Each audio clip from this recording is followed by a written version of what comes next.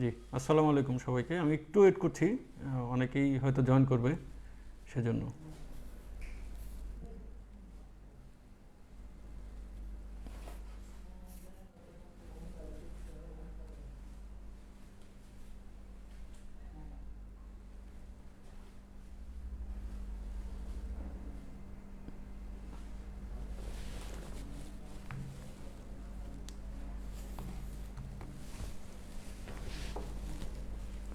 জি, সবাইকে আসসালামু আলাইকুম।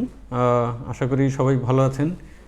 ঈদ পরবর্তী দিন সবাইকে ঈদের শুভেচ্ছা। যদিও আমার সরাসরি ঈদের শুভেচ্ছা নর্মালি দেওয়া হয়, কিন্তু এবার আসলে আমি নিজে আজকের দিনের জন্য একটু ওয়েট করছিলাম যে আজকে আপনাদের সাথে শুভেচ্ছা বাণী দিব। তো যাই হোক, আমি শুরুতে আজকে আমার কিছু বলার আগে যেই বিষয়টা একটু উল্লেখ করতে চাই যে আমি জানি আজকে লাইভে যারা আছেন তাদের মধ্যে অধিকাংশই আমাদের কোনো না কোনোভাবে আমাদের সাথে জড়িত হয়, আমাদের কাস্টমার না হলে সেলার অথবা স্টেক হোল্ডার। সো আপনাদের কিউরিয়াসিটি থাকবে যে যে কোনো কিছু বলার আগে আপনাদের যেই কোশ্চেনগুলো সেগুলো যাতে আমি উত্তর দিই, এবং এক্সট্রা যখন কথা বলবো তখন হয়তো আপনাদের মনে হবে যে এক্সট্রা কিছু না বলে আপনাদের মূল পয়েন্টে যেন আমি কথা বলি। তো আমার ফার্স্টেই কথাগুলো বলে নেওয়ার মেন কারণ হচ্ছে যে আমি সব ধরনের পসিবল যেই উত্তরগুলো সেগুলো আজকে দিব, কিন্তু আপনারা জানেন যে প্রসঙ্গক্রমে অনেক কথা আসলে চলে আসে। আজকে যেমন আমি আমার কথা বলার শুরুতেই আসলে যাদের কথা আমি প্রথমেই স্মরণ করতে চাই, আমরা যাদের জন্য আজকে এই স্বাধীন বাংলাদেশ পেয়েছি, আমাদের যে মুক্তিযোদ্ধা যারা ছিলেন, যারা আমাদের জন্য জীবন দিয়েছেন। আমরা জানি যে জীবনটা একটা যুদ্ধের ময়দান, সবার জীবনটা এক ধরনের যুদ্ধ। সো ওনাদের প্রতি প্রথমেই আমি আমার কৃতজ্ঞতা জানাচ্ছি যে যাদের বিনিময়ে আমরা আমাদের ভাষা পেয়েছি। ভাষা শহীদ অথবা মুক্তিযুদ্ধে যারা যুদ্ধ করেছেন, যারা শহীদ হয়েছেন, তাদের প্রতি আমার শ্রদ্ধা। এবং আপনারা এখন জানেন যে এই প্যান্ডেমিক সময়েও কিন্তু আমরা এক ধরনের যুদ্ধ চালিয়ে যাচ্ছি। আমাদের হয়তো এক একজনের এক এক রকমের যুদ্ধ। কেউ হয়তো আজকে করোনা পজিটিভ হয়ে জীবনের সাথে যুদ্ধ করতেছি, কেউ হয়তো জীবিকার জন্য যুদ্ধ করছি। আমাদের যারা দেশ চালাচ্ছেন তারা হয়তো দেশের সামগ্রিক পরিস্থিতির জন্য যারা যুদ্ধ করে যাচ্ছেন। আজকে আমরা ইভ্যালি আমাদের এই সাময়িক পরিস্থিতি নিয়ে আপনাদেরকে বেটার কোনো কিছু আনার জন্য যুদ্ধ করে যাচ্ছি।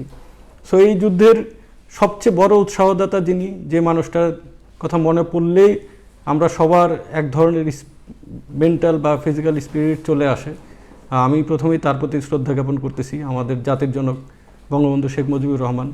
উনি কিন্তু আমাদেরকে দেখিয়েছেন যে একটা আপ্রাণ চেষ্টার মাধ্যমে শুধু আমাদের কি হাতিয়ার আছে সেটা ব্যাপার না, আমাদের মনোবল দিয়ে কিভাবে আমরা একটা জাতিকে উন্নয়নের দিকে নিয়ে যেতে পারি বা স্বাধীন রাষ্ট্রে পরিণত করতে পারি, উনি কিন্তু আমাদের শিখিয়েছেন।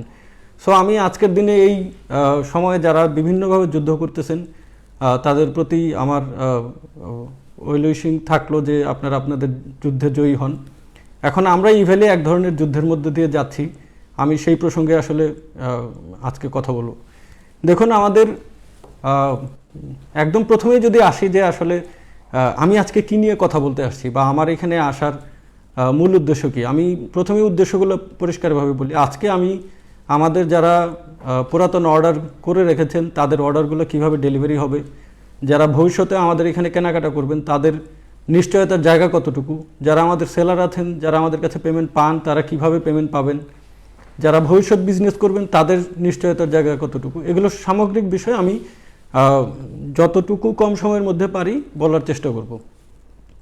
সো ঘটনা প্রসঙ্গটা যদি শুরু হয় তাহলে দেখবেন যে আমাদের এই গত মাসে একটি গণমাধ্যমের থ্রুতে, একটি গণমাধ্যম না, প্রায় সব গণমাধ্যমের থ্রুতে আপনারা জানতে পেরেছেন যে বাংলাদেশ ব্যাংক আমাদের একটি অডিট করেছিল, এবং সেই অডিটটা কিন্তু হয়েছিল আমাদের আসলে আরও এইটা প্রকাশ হওয়ার 4 মাস আগে বা 3 মাস আগে।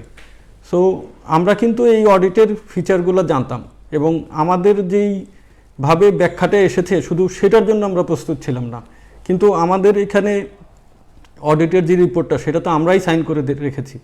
সো আমরা যেই জিনিসটা স্পষ্টভাবে বলতে চাচ্ছি আজকে, বা যেই জিনিসটার পক্ষে আমার কিছু ব্যাখ্যা বা কথা থাকবে, সেটা হচ্ছে যে যেই রিপোর্টটাই আসুক সেই রিপোর্টটার মধ্যে আমাদের কোনো ইল মোটিভ বা ইল্লিগাল কোনো অ্যাক্টিভিটিস বা ইল্লিগাল কোনো বিজনেস কোনো কিছুই কিন্তু ছিল না।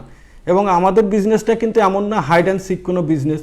ফ্রম দ্য ডে ওয়ান আমরা একটা বিজনেস শুরু করতে যাচ্ছি, সেই বিজনেসটা কি এটা আপনারা সবাই জানেন। এখন আমি যদি একটু সামগ্রিক পরিস্থিতি এই বিজনেস নিয়ে একটু ব্যাখ্যা করি। আপনারা জানেন যে গ্লোবালি ই কমার্স মানে পৃথিবীর সব দেশেরই এখন ওয়ান অফ দ্য টপ কোম্পানিজের একটা, এবং কিছু কিছু ক্ষেত্রে বেশিরভাগ দেশেই এটা টপ কোম্পানি, মানে হচ্ছে ওই দেশের নাম্বার 1 কোম্পানি। এবং পৃথিবীব্যাপীও যদি টপ 5টা কোম্পানি এখন আপনি খোঁজেন তাহলে পাবেন যে ই কমার্স বিজনেসটাই one of the top business. এখন এই বিজনেসটা তাহলে এই টপ বিজনেসে আসলে আমাদের দেশে কেন বড় বড় গ্রুপগুলো আসেনি, বা কেন আমাদের দেশে লোকাল কেউ আসেনি, সেটা কিন্তু সেই প্রসঙ্গটা আমি আসব। কিন্তু এই কমার্স কিন্তু নতুন কিছু না, বা ই কমার্সের মানে আমরা তৈরি করেছি এমন কিছু না। আমাদের যাত্রা শুরু 2018 ডিসেম্বরে, কিন্তু মেন যাত্রাটা কিন্তু আরও 1 বছর আগের, মানে 2017 সেপ্টেম্বরে আসলে আমাদের প্রথম পরিকল্পনা হয় যে আমরা আমাদের দেশে একটি স্টার্ট আপ হিসাবে, নিজেদেরকে স্টার্ট আপ ফাউন্ডার হিসাবে আমরা ই কমার্সে নামতে চাই। ই কমার্সে কেন? কারণ আমাদের মনে হয়েছে যে আমাদের এই যে দেশীয় স্ট্রাকচার, মানে ফিজিক্যাল বলি বা শপিং স্ট্রাকচার, যেটা দেখা যায় যে বেশিরভাগ পণ্যই আমাদের ঢাকা কেন্দ্রিক। ঢাকার বাইরে যারা কেনাকাটা করেন তারা হয় ঢাকায় এসে কেনাকাটা করতে চান, বা অনেক কিছুই তারা আসলে শুধুমাত্র অ্যাভেলেবিলিটির জন্য কিনতে পারেন না। এবং আমি জানেন এই একটা কথা অনেকবার বলেছি যে আমার নিজের ডাইপার বিজনেস ছিল। ডাইপার বিজনেস শুধু ঢাকা শহরে ডিস্ট্রিবিউশন করতে যেয়েই আমার অনেক বিনিয়োগ চলে গিয়েছিল, এবং সেই বিনিয়োগ করে কিন্তু আমি শুধু ঢাকা শহরেই ডিস্ট্রিবিউশন শেষ করতে পারিনি। তখন আমার মনে হয়েছিল যে এই চ্যালেঞ্জটা শুধু আমার একার না, এই চ্যালেঞ্জটা আমাদের যারা বিজনেস করে, যারা ছোট ছোট বা বড় সেলার যাই হোক, তাদের কিছু প্রধান উদ্দেশ্য হচ্ছে গিয়ে কনজিউমারের কাছে প্রোডাক্টটা পৌঁছানো। এই কনজিউমার এন্ডে প্রোডাক্টটা পৌঁছানোর অনেকগুলো বিষয় থাকে। এখানে মার্কেটিং করতে হয়, প্রমোশন করতে হয়, ডিস্ট্রিবিউশন করতে হয়, ডিসপ্লে নিয়ে চিন্তা করতে হয়। সো দেখা যায় যে পণ্যের অরিজিনাল প্রাইস, সেই প্রাইসটা থেকে আসলে এই এডিশনাল খরচগুলোর জন্য অনেক বেশি খরচ পণ্যের মধ্যে ঢুকে যায়, এবং আমাদের প্রাইসিংটা সেট করতে হয় সেই কস্ট হিসাব করে। ধরুন আমার প্রোডাক্টটা প্রডিউস করতে যেই পরিমাণ খরচ হয় বা ইম্পোর্ট করতে যে পরিমাণ খরচ হয়, অনেক সময় দেখা যায় তার দ্বিগুণ পরিমাণ খরচ হয় শুধুমাত্র distribution, retailing, promotion, marketing, sales এগুলোর পিছনে। তো এই যে ধরুন চ্যালেঞ্জ, মানে স্টার্ট আপ কাকে বলে? স্টার্ট আপ হচ্ছে গিয়ে একটি সমস্যার সমাধান করবে, যে সমস্যাটা ট্রেডিশনাল ওয়েতে সমাধান করতে অনেক বেশি কষ্ট হবে বা অনেক বেশি এক্সপেন্সিভ হবে, সেইটাই টেকনোলজির মাধ্যমে, ইনোভেশনের মাধ্যমে সেইটাকে ইজি করে দেওয়া।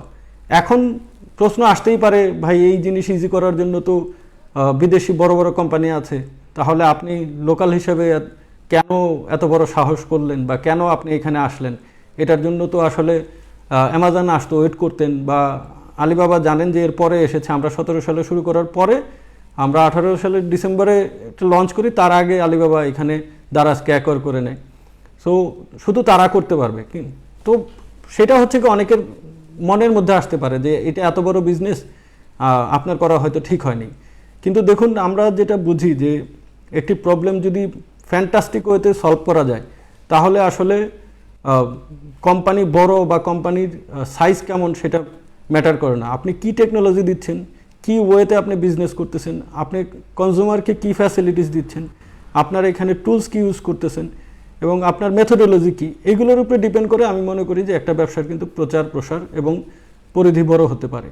এবং সেই লক্ষ্য নিয়ে আমরা কিন্তু 2018 সালের ডিসেম্বরেই আমাদের ইভ্যালের যাত্রা শুরু করি। এবং ইভ্যালের যাত্রার শুরু থেকে দেখুন, আমি কিন্তু ই কমার্স নিয়ে যতটুকু স্টাডি করে দেখেছি যে পৃথিবীর এমন কোনো ই কমার্স নাই যে ই কমার্স আসলে তার প্রথম দিকের জীবনে তার পরিচিতি এবং ব্যবহার উপযোগিতা প্রকাশ করার জন্য ডিসকাউন্ট দেয়নি। এমন কোনো একটা ই কমার্স পাবেন না যে ডিসকাউন্ট লেস ওয়েতে আসলে এই ই কমার্সটা ডেভেলপ করতে পেরেছে। কেন ডিসকাউন্টটা দিতে হয়? ডিসকাউন্ট দেওয়ার অনেকগুলো উদ্দেশ্য থাকে। প্রথম উদ্দেশ্য যেটা থাকে যে যেই পরিমাণ প্রচার খরচ নর্মালি করতে হয় ট্রেডিশনাল বিজনেস ওয়েতে, এর চেয়ে অনেক বেশি কম খরচ করে আপনার প্রচার বেশি পাওয়া যায় যদি কিনা কনজিউমারের ডিরেক্ট ফ্যাসিলিটিসটা পায়। দেন থাকে যে আমরা নতুন কোনো কিছুতে নর্মালি যেতে চাই না। নতুন একটা, আপনি জানেন যে উবার বলি বা আমাদের দেশের লোকাল স্টার্টআপ পাঠাও বলি বা আমাদের সহজ বলি, সহজে যে টিকিট কাটা বলেন বা পাঠাওয়ের যে রাইড শেয়ারিং বলেন বা আমাদের দেশের চাল ডালের যে কেনাকাটা বলেন, এই যে আমাদের দেশীয় উদ্যোগগুলো, এগুলো আপনারা কেন ব্যবহার করেছেন? প্রথমে কিন্তু আপনারা প্রচুর সুবিধা পেয়েছেন, ডিসকাউন্ট সুবিধা হোক বা আপনাদের ডিসকাউন্ট সুবিধাটা অবশ্যই ছিল, অন্যান্য সুবিধাও আপনারা পেয়েছেন। এখন প্রসঙ্গ হতে পারে যে ইভ্যালু হয়তো একটু বেশি দিয়েছে, এখন সেইটা তো বিজনেস স্ট্র্যাটেজি। এখন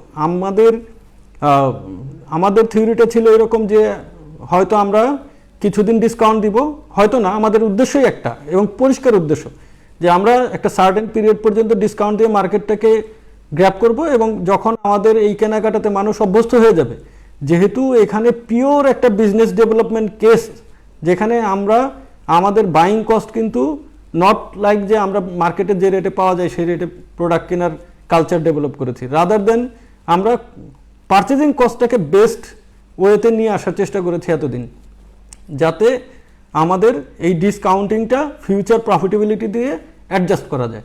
এই জায়গাগুলো কিন্তু আমাদের ফ্রম দ্য ডে ওয়ান খুব ক্লিন অ্যান্ড ক্লিয়ার ছিল এবং যে কারণে আমরা কিন্তু কখনোই এমন না যে আমাদের বিজনেসটা আমরা খুব হাইড অ্যান্ড সিক ওয়েতে করে গেছি।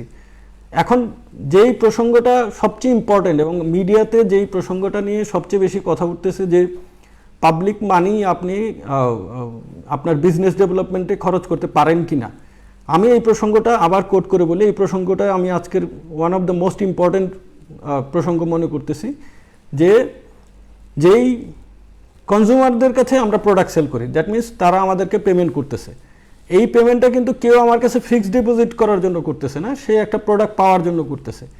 তার মানে এই যে নেচার অফ বিজনেস, এই নেচার অফ বিজনেসে এটা বলার আগে আরেকটা জিনিস বলি যে ই কমার্সে আসলে এই কাস্টমার থেকে অ্যাডভান্স নেওয়ার বিকল্প কোনো ওয়েতে আসলে ই কমার্স করার কোনো সুযোগ ছিল কি না, যেই সুযোগটাকে অফসেট করে বা যেই সুযোগটাকে অ্যাভয়েড করে আমি প্রিপেমেন্ট বা আমরা ইভ্যালি প্রিপেমেন্ট শুরু করেছি। বিষয়টা কিন্তু মোটেই এরকম না, কারণ আপনি আজকে যদি একটা 25,000 টাকা বা 20,000 টাকার মোবাইল বিক্রি করতে চান, এই মোবাইল কিনতে হলে আপনাকে সাপ্লায়ার থেকে মাস্ট অ্যাডভান্স নিতে হবে, নাম্বার ওয়ান। নাম্বার টু হচ্ছে এই মোবাইলে যদি ক্যাশ অন ডেলিভারি দেওয়া হতো তাহলে ক্যাশ অন ডেলিভারি আমাদের ওই সময়ের ফেইলের রেট ছিল, মার্কেটের রেট ছিল 60 to 70%, মানে যত পার্সেন্ট প্রোডাক্ট যায় 70% প্রোডাক্ট ফেরত আসে। এবং সেই কারণে কিন্তু দেখবেন যে বড় বড় ই কমার্সে কিন্তু এই লাক্সারি আইটেমগুলো ক্যাশ অন ডেলিভারিতে খুব বেশি সেল করতে পারেনি। লাক্সারি আইটেম আমি বলবো না, এগুলোকে এসেনশিয়াল আইটেম বলবো, যে ধরেন আমাদের টিভি লাগে, ফ্রিজ লাগে, এসি লাগে, এই প্রোডাক্টগুলো কি আসলে ক্যাশ অন ডেলিভারিতে দেওয়া এবং ফেরত নেওয়ার কোনো সুযোগ আসলে ছিল কিনা। তো প্রথম যে জিনিসটা আসে যে আমাদের প্রি পেমেন্টের কোনো বিকল্প ছিল কিনা, আমি মনে করি প্রি পেমেন্টের কোনো বিকল্প ই কমার্সে ছিল না। নাম্বার টু আসে যে আপনি কি এই যে কনজিউমার থেকে নিলেন এইটা নিয়ে আপনার বিজনেস ডেভেলপমেন্টে আইনগতভাবে আপনি খরচ করতে পারেন কিনা। এখন এই বিষয়টা আমি অ্যাভয়েড করে যাচ্ছি না, আমি শুধু বলতেছি যে এই বিষয়ে কিন্তু আমি মনে করি কোনো আইনগত বাধা ছিল না। এখন হয়তো স্ট্যান্ডার্ড অপারেটিং প্রসেস বা প্রপার নীতিমালা হয়তো ছিল না, যেটা কিন্তু এখন হয়েছে। এখন কিন্তু মানুষ পণ্য পাওয়ার আগে ই কমার্স প্রতিষ্ঠানগুলো টাকা পায় না। এখন আসে আমি আবার সেই আইনগত ব্যাপারে, যে তাহলে কি বাংলাদেশে আমি প্রথম যে বিজনেস ডেভেলপমেন্টে কনজিউমার আমাকে পে করতেছে সেই টাকাটাকে আমি আলাদা করে রাখবো এবং আমি মানে বিজনেস করব আলাদা টাকা নিয়ে, এইটা কি আসলে নেচার অফ বিজনেসের মধ্যে পড়ে কিনা। তো আমি কিছু এক্সাম্পল দেই, আমি একটু টেস্ট করে নিচ্ছি আমাদের লাইভ হচ্ছে কিনা। ওকে, এখন দেখুন আমি কিছু এক্সাম্পল দিই। ধরেন একজন ডেভেলপার যে কিনা একটা বাড়ি বানাবে, তার কাছ থেকে যদি আপনি একটা ফ্ল্যাট কিনতে চান, আপনি কি তাকে ফ্ল্যাট মানে প্রিপেমেন্ট করতে পারেন না? বা প্রিপেমেন্ট ফ্ল্যাটওয়ালারা কি নেওয়া অবৈধ বা এটা কি ইলিগাল কিছু? বিষয়টা থাকে এরকম যে এই টাকাটা নিয়ে আপনি তাকে ঠিকমতো প্রোডাক্টটা বোঝাই দিতে পারেন কিনা, বা বোঝানো না করে আপনি এই টাকা দিয়ে অন্য কোনো কিছু করতেছেন কিনা, বা আপনি বিজনেসে টাকাটা সরাচ্ছেন কিনা, বা আপনি মানি লন্ডারিং করতেছেন কিনা, বা আপনি কোনো অবৈধ কাজে ইউজ করতেছেন কিনা, আপনি ব্যক্তিগত কাজে টাকা খরচ করতেছেন কিনা, এই বিষয়গুলো তখন কিন্তু মুখ্য থাকে। আদারওয়াইজ যদি মানে সেই ডেভেলপার টাকা নেয় বিল্ডিং বানানোর জন্য, সেখানে তো আইনগত কোনো মানে অসামঞ্জস্যতা নাই। এখন বিশাল এক প্রশ্ন থাকে যে এই পদ্ধতিতে বিজনেস করে হয়তো কেউ গ্রাহকদের সাথে প্রতারণা করতে পারে এবং সুযোগ থাকে, সেইটা নিয়ে কিন্তু আপনারা বলার আগে আমি নিজে বারবার বলেছি, আমি নিজে আমার লাইভে স্পষ্ট মনে আছে বলেছি যে আমি নিজেও বিভিন্ন ধরনের বিষয় শুনে আসছি। অনেক ই কমার্স টাকা নিচ্ছে, পণ্য দিচ্ছে না, বা টাকা নিয়ে ফেক পেজ খুলেছে, তারা পেজ খুলে টাকা নেয়, প্রোডাক্ট দেয় না। এই যে প্রতিনিয়ত কমপ্লেন, সেই কমপ্লেনগুলো কিন্তু আমিও শুনেছি, এবং আমারও কিন্তু তখন প্রস্তাবনা ছিল যে একটা প্রপার নীতিমালা তৈরি হোক, প্রপার একটা সিস্টেম আসুক, সেই সিস্টেমে আমরা সবাই বিজনেস করি। তো সেটা কিন্তু আমারও প্রস্তাব। এবং দেখেন এর ধারাবাহিকতায় যখন আমাদের একটা রিপোর্ট আসলো, আসার পরে আমার খারাপ লাগার জায়গাটা বলি, বা আমাদের কিছুটা অভিযোগের মতো করে যদি বলি, যে এই রিপোর্টটাকে বেস করে এক ধরনের জাজমেন্ট অনেকেই দেওয়া শুরু করে দিলেন যে এতদিন হয়তো অবৈধ ব্যবসা করেছেন। বা আমি জানি যে যারা জাজমেন্টটা দিচ্ছেন তারা আমরা চাই সবাই জনগণকে হেল্প করতে। সেটা হচ্ছে কি, যারা এক্সিস্টিং তাদেরকেও হেল্প করতে চাচ্ছি, ফিউচারকেও তারা হয়তো হেল্প করতে চায়, কিন্তু জিনিসটার সলিউশনটা নিয়ে যতটা না কথা বলা উচিত ছিল, এর চেয়েও বেশি আমার কাছে মনে হয়েছে যে কিভাবে ইভ্যালিকে এখন অফ করা যায় সেটা নিয়ে অনেকটাই দেখলাম যে এক ধরনের যৌক্তিকতার বাহিরে যে শুধুমাত্র তাদের পারসেপশন থেকে যে ইভ্যালিকে এখন বন্ধ করে দেওয়া উচিত, এটা অনেক ধরনের কারণেই মনে হতে পারে। যে দেখুন, সবাই ধরে নিতে পারে যে যেই লসটা ইভ্যালির হয়েছে সেটা রিকভার করা সম্ভব না, এই জিনিসটা ভেবে হয়তো ওনারা পজিটিভলি সেটা বলেছেন। কিন্তু এই যে ভাবনার জায়গাটা, এই যে আপনারা ধরে নিলেন যে ইভ্যালি আর এই লস বা এই বিজনেস ডেভেলপমেন্টে যেটা আপনারা লস বলতেছেন, যেটা আমরা বলতেছি যে আমাদের এই যেই রিপোর্টটা এসেছে এখানে কিন্তু একটা জিনিস খুব ক্লিয়ারলি মিসিং, সেটা হচ্ছে যে আমাদের যেই ভ্যালুয়েশন, যেটা স্টার্ট আপে খুব কমন একটা ফেনোমেনা, টেক ভেঞ্চার, যে যারা টেকনোলজি বেসড বিজনেস করে তাদের আসলে কোনো ফিজিক্যাল অ্যাসেট তৈরি হয় না, তাদের এক ধরনের ভ্যালুয়েশন ক্রিয়েট হয়। সেই ভ্যালুয়েশনে কিন্তু নানান রকমের নাম্বার প্যারামিটার দিয়ে সেটা ক্রিয়েট করা হয়। আমরা বাংলাদেশ ব্যাংকে বলেছিলাম যে আমাদেরকে একবার ভ্যালুয়েশন করার সুযোগ দিন, আমরা ভ্যালুয়েশনটাকে আপনাদের কাছে সাবমিট করি। যদি এই থার্ড পার্টি ভ্যালুয়েশন কোম্পানি মনে করে যে ইভ্যালির যেই পরিমাণ বিনিয়োগ হয়েছে এবং যেই পরিমাণ ভ্যালুয়েশন দুটো ম্যাচ করতেছে না, দেন আপনারা যে কোনো টাইপের অ্যাকশন নেন, উই আর অ্যাগ্রিড। কিন্তু আমাদের এই বিশাল এক কম্পোনেন্টকে কিন্তু স্কিপ করে দেওয়া হয়েছে, আমাদের বিজনেস ভ্যালুয়েশনের আমি কিছুটা যদি পয়েন্ট বলি, এর মধ্যে একটা পয়েন্ট হচ্ছে যে এই বিজনেস ভ্যালুয়েশন ডিপেন্ড করবে এই বিজনেস দিয়ে ফিউচারে কি পরিমাণ বিজনেস জেনারেট করা সম্ভব, সেটা হচ্ছে ভ্যালুয়েশনের ওয়ান অফ দ্য কি প্যারামিটার। যে আমরা যেই বিজনেসটা ডেভেলপ করেছি সেইটা স্কেলেবল ওয়েতে চলতে থাকলে এইটা দিয়ে কি পরিমাণ বিজনেস করা সম্ভব সেইটা আমাদের ভ্যালুয়েশনে আসবে। এবং সেই ভ্যালুয়েশন যদি আমি বলি, এই যে অ্যামাউন্টটা আপনারা বলতেছেন, আমি মনে করি এই অ্যামাউন্টটা রিকভারি করা কোনো ব্যাপার না। আমি আবারও কোট করে বলি, এই অ্যামাউন্ট রিকভার করা ইভ্যালি এখন যেই বিজনেস পরিধি তৈরি করেছে, মানে আমি যদি কিছু ব্র্যান্ডের নাম বলি, আমরা এখনও রিয়েলমি মাদারের সাথে এক্সক্লুসিভ ক্যাম্পেইন চালাচ্ছি, আমাদের সাথে অপ্পো চলে আসছে, আমাদের সাথে স্যামসাং আছে, আমাদের সাথে বাকি যে মোবাইল ব্র্যান্ড, আমাদের সাথে টেকনো আছে, এক্সক্লুসিভ সেট আমাদের সাথে রান করতেছেন, আমাদের সাথে যমুনা ইলেকট্রনিক্স আছে, আমাদের সাথে ওয়ালটন আছে, আমাদের সাথে বসুন্ধরা গ্রুপ আছে, আমাদের সাথে স্যামসাং ফেয়ার ইলেকট্রনিক্স আছে, আমাদের সাথে গাড়ির সেলার আছে, বাটা আছে, কোকাকোলা, বাংলাদেশের কোন গ্রুপ অফ কোম্পানিজ আমাদেরকে তাদের কোর রেটে মাল দিচ্ছে না? এই যে আপনারা যখন, আমি দেখলাম যে অনেক টকশো হয়েছে,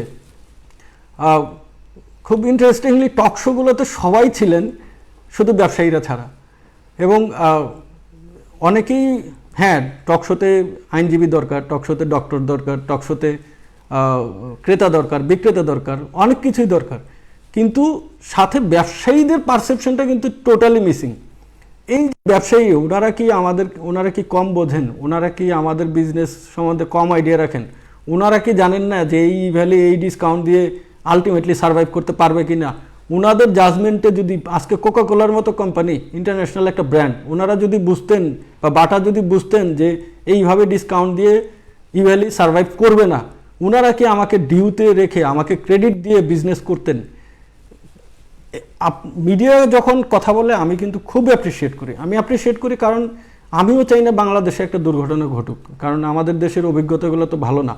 আমরা দেখেছি যে আমাদের প্রচুর এই স্বাধীনতা পরবর্তী অনেক সময় অনেক ধরনেরই ফাইন্যান্সিয়াল স্ক্যাম হয়েছে, ফাইন্যান্সিয়াল স্কিম চালু হয়েছিল, কিন্তু এই স্কিমের সাথে ইভ্যালিকে মিলিয়ে এক ধরনের ইনজাস্টিস আমি মনে করি করা হচ্ছে, কারণ আমরা কোনো ফাইন্যান্সিয়াল স্কিমই করিনি। আমি ফাইন্যান্সিয়াল স্কিম করলে তো ঠিক 45 দিনের মাথায় যায় সব প্রোডাক্ট দিতাম। আমার তো ফুড ডেলিভারিতে নামার দরকার ছিল না, যেখানে 1 ঘন্টা ডেলিভারি। আমার আজকে ফ্লাইট এক্সপার্টকে অ্যাকোয়ার করার কোনো দরকার ছিল না, আমার আজকে হেলথে নামার কোনো দরকার ছিল না। এখনও এমনও একজন বিজ্ঞ ব্যক্তি বলতেছিলেন যে এই বিজনেসগুলো নাকি ইভ্যালি থেকে আলাদা কোম্পানি।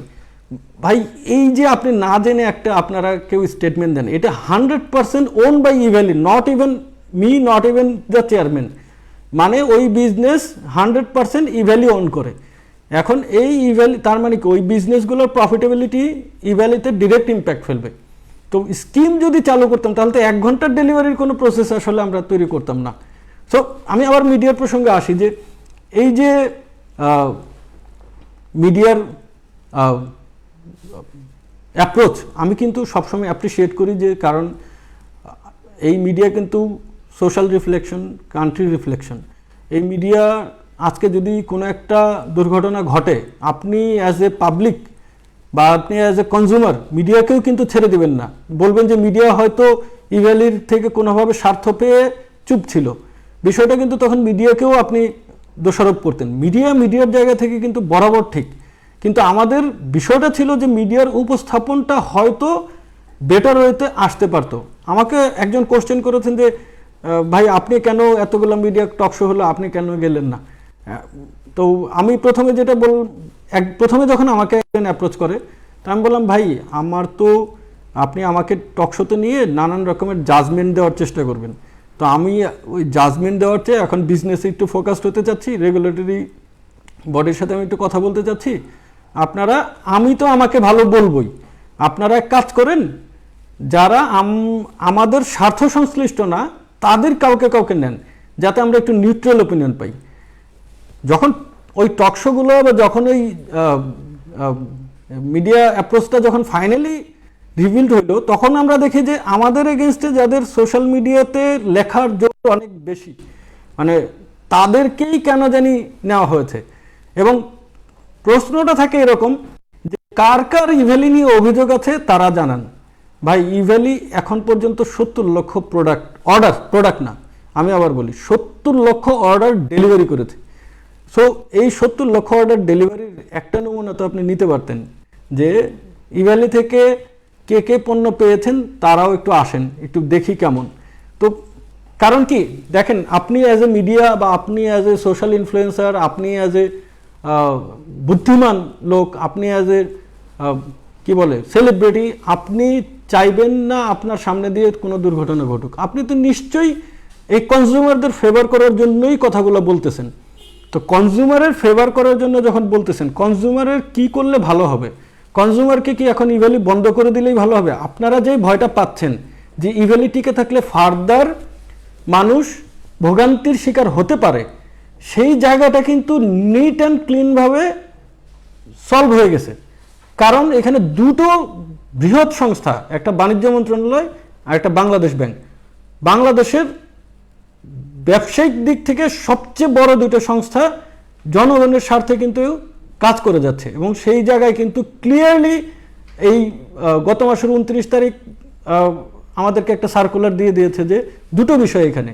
এক হচ্ছে একটা স্ট্যান্ডার্ড অপারেটিং সিস্টেম প্রসিজিওর তৈরি হয়েছে, যেটা বাণিজ্য মন্ত্রণালয় আমাদেরকে সার্কুলার আকারে দিয়ে দিয়েছে, এবং এটা জানেন যে মন্ত্রণালয় থেকে ওটা অ্যাপ্রুভাল হয়ে এসেছে। ওইটার হয়তো আইনগত দিকটা শুধু প্রণয়ন করা বাকি, কিন্তু এই নীতি কিন্তু আমরা মানতে বাধ্য। আমরা এই নীতি না মানলে কিন্তু বাণিজ্য মন্ত্রণালয় আমাদের লাইসেন্স ক্যান্সেল করে দেবে, বাণিজ্য মন্ত্রণালয়ের রিকোয়েস্টে আমাদের ওয়েবসাইট বন্ধ হয়ে যাবে, আমাদের ব্যবসা বন্ধ হয়ে যাবে, এবং সেখানে কিন্তু আমাদেরকে নতুন করে কাস্টমার কে 45 দিন দেওয়া বা 60 দিন দেওয়া বা 90 দিন দেওয়া এই ধরনের কোনো সুযোগ থাকতেছে না। এখন এর আগে কেন দিয়েছি সেটার যুক্তি আমি দেখাবো, যে কেন আমরা আসলে 45 দিন করেছিলাম, কি উদ্দেশ্য ছিল সেটা আমি একটু পরে বলতেছি। তো আপনারা তো ট্যালেন্টেড লোক, মানে যেহেতু আপনারা জানেন যে ভবিষ্যতে কেউ আসলে ই কমার্সে আর ক্ষতিগ্রস্ত হওয়ার কোনো চান্স নেই, যেটা আপনারা ভয় পাচ্ছেন যে অলরেডি অনেকে হয়তো হয়ে গেছে। আমি বলবো যে কিছুই হয়নি, এবং বাংলাদেশ ব্যাংক এখানে কিন্তু এডিশনাল একটা ফ্যান্টাস্টিক কাজ করেছে। যদিও কিছুটা বেশি রিজিড আমাদের কাছে মনে হয়েছে কিছু কিছু ক্ষেত্রে, সেটা আমি একটু এখনই বলে দিই। যেমন প্রোডাক্ট ডেলিভারি পাওয়ার আগে কোনো কোম্পানি টাকা পাবে না। এখন ধরেন আমরা যারা স্টার্ট আপ থেকে উঠে আসতেছি, বা নতুন যারা ই কমার্স করতেছে, বা আরও যারা, আমি আজকে উদ্যোক্তা, আমি বলতেছি না যে ইভ্যালি বাংলাদেশের আলিবাবা হইতে হবে, অ্যামাজন হইতে হবে। আমি বলতেছি যে আমাদের দেশেরও কোনো একটা উদ্যোগ অবশ্যই বাংলাদেশের অ্যামাজন হবে, এটা আমি বলেছি। আজকে যদি কোনোভাবে আমি নাম্বার 1 নাও থাকতে পারি, নাম্বার 1 আমাদের দেশীয় কেউ হবে, কিন্তু এই দেশীয় লোক ছেলেটাকে, এই দেশীয় কোম্পানিটাকে আগায় নিতে হলে কিছুটা ওইখানে আন্ডারস্ট্যান্ডিংয়ের বিষয় থাকবে। যেমন আমি একটু উদাহরণ দিই, ধরেন রিয়েলমির এই সেটগুলো আমাদের কিন্তু রিয়েলমি মাদার থেকে নিতে হয়। এই মাদার আমাকে 100 টাকার কোনো কিন্তু ক্রেডিট দিবে না। তার মানে মাদার থেকে আমাকে প্রোডাক্টটা ক্যাশে কিনতে হবে, এবং কাস্টমাররা প্রোডাক্টটা পেলে কাস্টমার কুরিয়ার থেকে হাতে পাওয়ার পরে সিগন্যাল দিলে সেইটা আমি রিপোর্ট পাঠাবো, তারপর আমি টাকা পাবো, তারপর রিয়েলমির এই টাকা আমার অ্যাডজাস্ট হতে হবে। এখন এই অর্ডার ভলিউমটা যদি 100, 200, 300 কোটি টাকা হয়, তখন কিন্তু আসলে আমাদের জন্য খুব ডিফিকাল্ট হয়ে যাবে। যেই বাণিজ্য মন্ত্রণালয়ের যেই উদ্দেশ্য 10 দিনে পণ্য দেওয়া, আর আপনাদের যে উদ্দেশ্য, দুইটা মিলে খুব চ্যালেঞ্জিং একটা টাইম আমাদের যাবে। এর চেয়ে বরঞ্চ ওইখানে কিছুটা যদি রিল্যাক্সেশন এভাবে আসে যে গেটওয়েগুলো বড় বড় প্যারেন্ট প্রি অ্যাপ্রুভড, আপনাদের দিয়ে অ্যাপ্রুভড। ধরেন আপনারা নিশ্চয়ই বলবেন না যে কোকা কোলার মাধ্যমে আমি ফাইন্যান্সিয়ালি কোনো চ্যানেল তৈরি করতে পারবো। আপনার কোকা কোলাকে আমি এখন পেমেন্ট করতে চাই, আমি বাটাকে এখন পেমেন্ট করতে চাই, আমি ফেয়ার ইলেকট্রনিক্সকে পেমেন্ট করতে চাই, আমি যমুনা ইলেকট্রনিক্সকে পেমেন্ট করতে চাই, ওয়ালটনকে পেমেন্ট করতে চাই, আমি রিয়েলমিকে পেমেন্ট করতে চাই। ওই পেমেন্টগুলো যদি আমাদেরকে এইভাবে ডেলিভারি পরবর্তীতে আসতে হয়, এখন হয়তো আমাদের জানেন যে নানান রকমের একটা বিজনেসে যখন মেগা স্কেলের কোনো এই ধরনের টার্মোয়েল হয়, ওই বিজনেসে কিছুটা সেলস ড্রপ করে, কিন্তু আধ্যাত্মিকভাবে, আমি আবার বলি আধ্যাত্মিকভাবে এটা সত্যি যে ডিসকাউন্ট অলমোস্ট লেস, মানে ডিসকাউন্টলেস একটা ক্যাম্পেইন, এবং ইভ্যালির এখনকার এই সিনারিওতে আজকেও প্রায় 20 কোটি টাকার অর্ডার আমাদের কনফার্ম হয়েছে। এই যে 20 কোটি টাকা, এইটা আসলে অন্য সময় 200, 300, 500 কোটি টাকার সমান। আমি বলতেছি না আমি নিজে অনেক বড় হয়ে গেছি বা ইভ্যালি এর জন্য অনেক প্রাউড ফিল করে, এইটা আসলে এই ইন্ডাস্ট্রির নেচারে কিছুই না। আপনারা হয়তো আজকে গ্রামীণ ফোন, রবি, এয়ারটেল বা বাংলা লিঙ্ক এদেরকে বড় কোম্পানি ভাবেন, অনেক বড়ই ভাবেন, কিন্তু ই কমার্সের পরিধি যে কত বড় হবে বা কত বড় হতে পারে, এটা একমাত্র যখন 5 বছর পরে হবে, তখন ইনশাল্লাহ আপনারা দেখতে পাবেন যে ই কমার্স আসলে কি।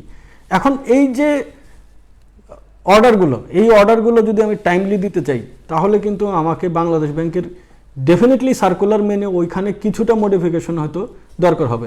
এখন আমি আসি যেই প্রসঙ্গে কথা বলতেছিলাম, যে এই যে আপনারা যারা বুদ্ধিমান, যারা মানুষকে সেভ করতে চান, যারা ভাবেন যে বাকিরা তো সবাই বোকা, বাকিদের হয়তো কিছু বুদ্ধির অভাব, আমরা অনেক বুদ্ধিমান, তারা হয়তো সেভ করতে চান, তাদের জন্য বলতেছি, আপনারা দেখুন, আপনারা যদি মানুষের উপকারই করতে চান, তাহলে কিন্তু ইভ্যালি বন্ধ করে এই উপকার করতে হবে এমন কিন্তু না। কারণ ভবিষ্যতে এমন কোনো অর্ডার নাই যে অর্ডার ডেলিভারি কনফার্মেশন ছাড়া আমরা টাকা নিতে পারবো। তার মানে ভবিষ্যতে গ্রাহকদের প্রতারিত হওয়ার কোনো সুযোগ নেই। বিন্দুমাত্র সুযোগ নেই। এখন থাকে কারা? থাকে একমাত্র হচ্ছে যারা আমাদের এক্সিস্টিং কাস্টমার ছিল, যাদের অর্ডার আমাদের রয়ে গেছে, যাদের বিজনেস প্যাটার্নই ছিল, আমাদের ডেলিভারি টাইমলাইন ছিল 45 ডেজ, এবং যাদের এক্সিস্টিং অর্ডার পেন্ডিং রয়ে গেছে। এখন এই লোকগুলাকে যদি আপনি আমাকে বলেন যে ইভ্যালি চেয়ারম্যান এবং এমডিকে ধরে নিয়ে এই পুরাটা কালকে শোধ করতে বলো, একটা বিজনেসে, শুধু আমার বিজনেস কেন, যখন কোনো একটা বিজনেস ডেভেলপমেন্ট হয়, যখন ডেভেলপমেন্ট ফেজে থাকে, তখন কোনো বিজনেসকে বন্ধ করলে, কোনো বিজনেসকে, এটা যত বড় বিজনেসই হোক, ডেভেলপমেন্ট ফেজে বন্ধ করে কোনো দিন মেইন যে ইনভেস্টমেন্ট সেটা ফেরত আনা সম্ভব হয় না। সেটা আমি বলবো যে সেটা একটা ডেভেলপার কোম্পানি হোক, সেটা আজকে মানে একটা ফ্যাক্টরি হোক, একটা ফ্যাক্টরি ধরেন প্রোডাকশনে যাওয়ার আগে ব্যাংক যদি বলে যে ভাই আমাদের ব্যাংক মনে করতেছে আপনার এই প্রোডাক্ট আর চলবে না, কারণ আপনি এখন ফুজি ফিল্ম বানাচ্ছেন, এখন এই স্মার্টফোন চলে আসছে, আপনার ব্যবসা করতে দেবো না, ফ্যাক্টরি যা দিয়েছেন ওই টাকাটা এখন আমাদেরকে ফেরত দেন। তো উনি ফ্যাক্টরি বিক্রি করে যেভাবেই বিক্রি করুক, এইটা বিজনেস ফিজিবিলিটির মধ্যেই পড়ে না যে উনি 100% ব্যাক করতে পারবে। সেইখানে আমাদেরকে বলা হচ্ছে আমরা 16% পারবো, বাকিটা পারবো না, অন কন্ডিশন যে কালকে থেকে আমাদের বিজনেস অপারেশন আপনি অফ করে দেবেন। ওই সময়ের ফাইন্যান্সিয়াল অ্যানালাইসিস অনুযায়ী আমি বলতেছি। কিন্তু আমাদের সাকসেস রেটটা দেখেন, আমাদের এখন পেন্ডিং অর্ডার ভার্সেস আমরা যে 70 লাখ অর্ডার ডেলিভারি করেছি, তার মানে কি এটা একটা কন্টিনিউয়াস প্রসেসে। একটা সময় আমাদের অনেক বেশি লস হইতো, আমাদের লসগুলো ধীরে ধীরে কমে আসছিল, এবং প্রফিটেবিলিটি আপনারা বলার আগে আমরা শুরু করেছি। আমরা কিন্তু প্রায়োরিটি স্টোরে প্রথম মাসেই 20 কোটি টাকার অর্ডার ডেলিভারি করেছি, এবং সেগুলোর প্রত্যেকটা অর্ডার প্রফিটেবল ছিল, এবং আমরা বলতেছিলাম যে আমরা ধীরে ধীরে এই ডিসকাউন্টিং অর্ডারগুলো কমিয়ে দিব এবং প্রফিটেবিলিটি বাড়ায় এটাকে অ্যাডজাস্ট করব।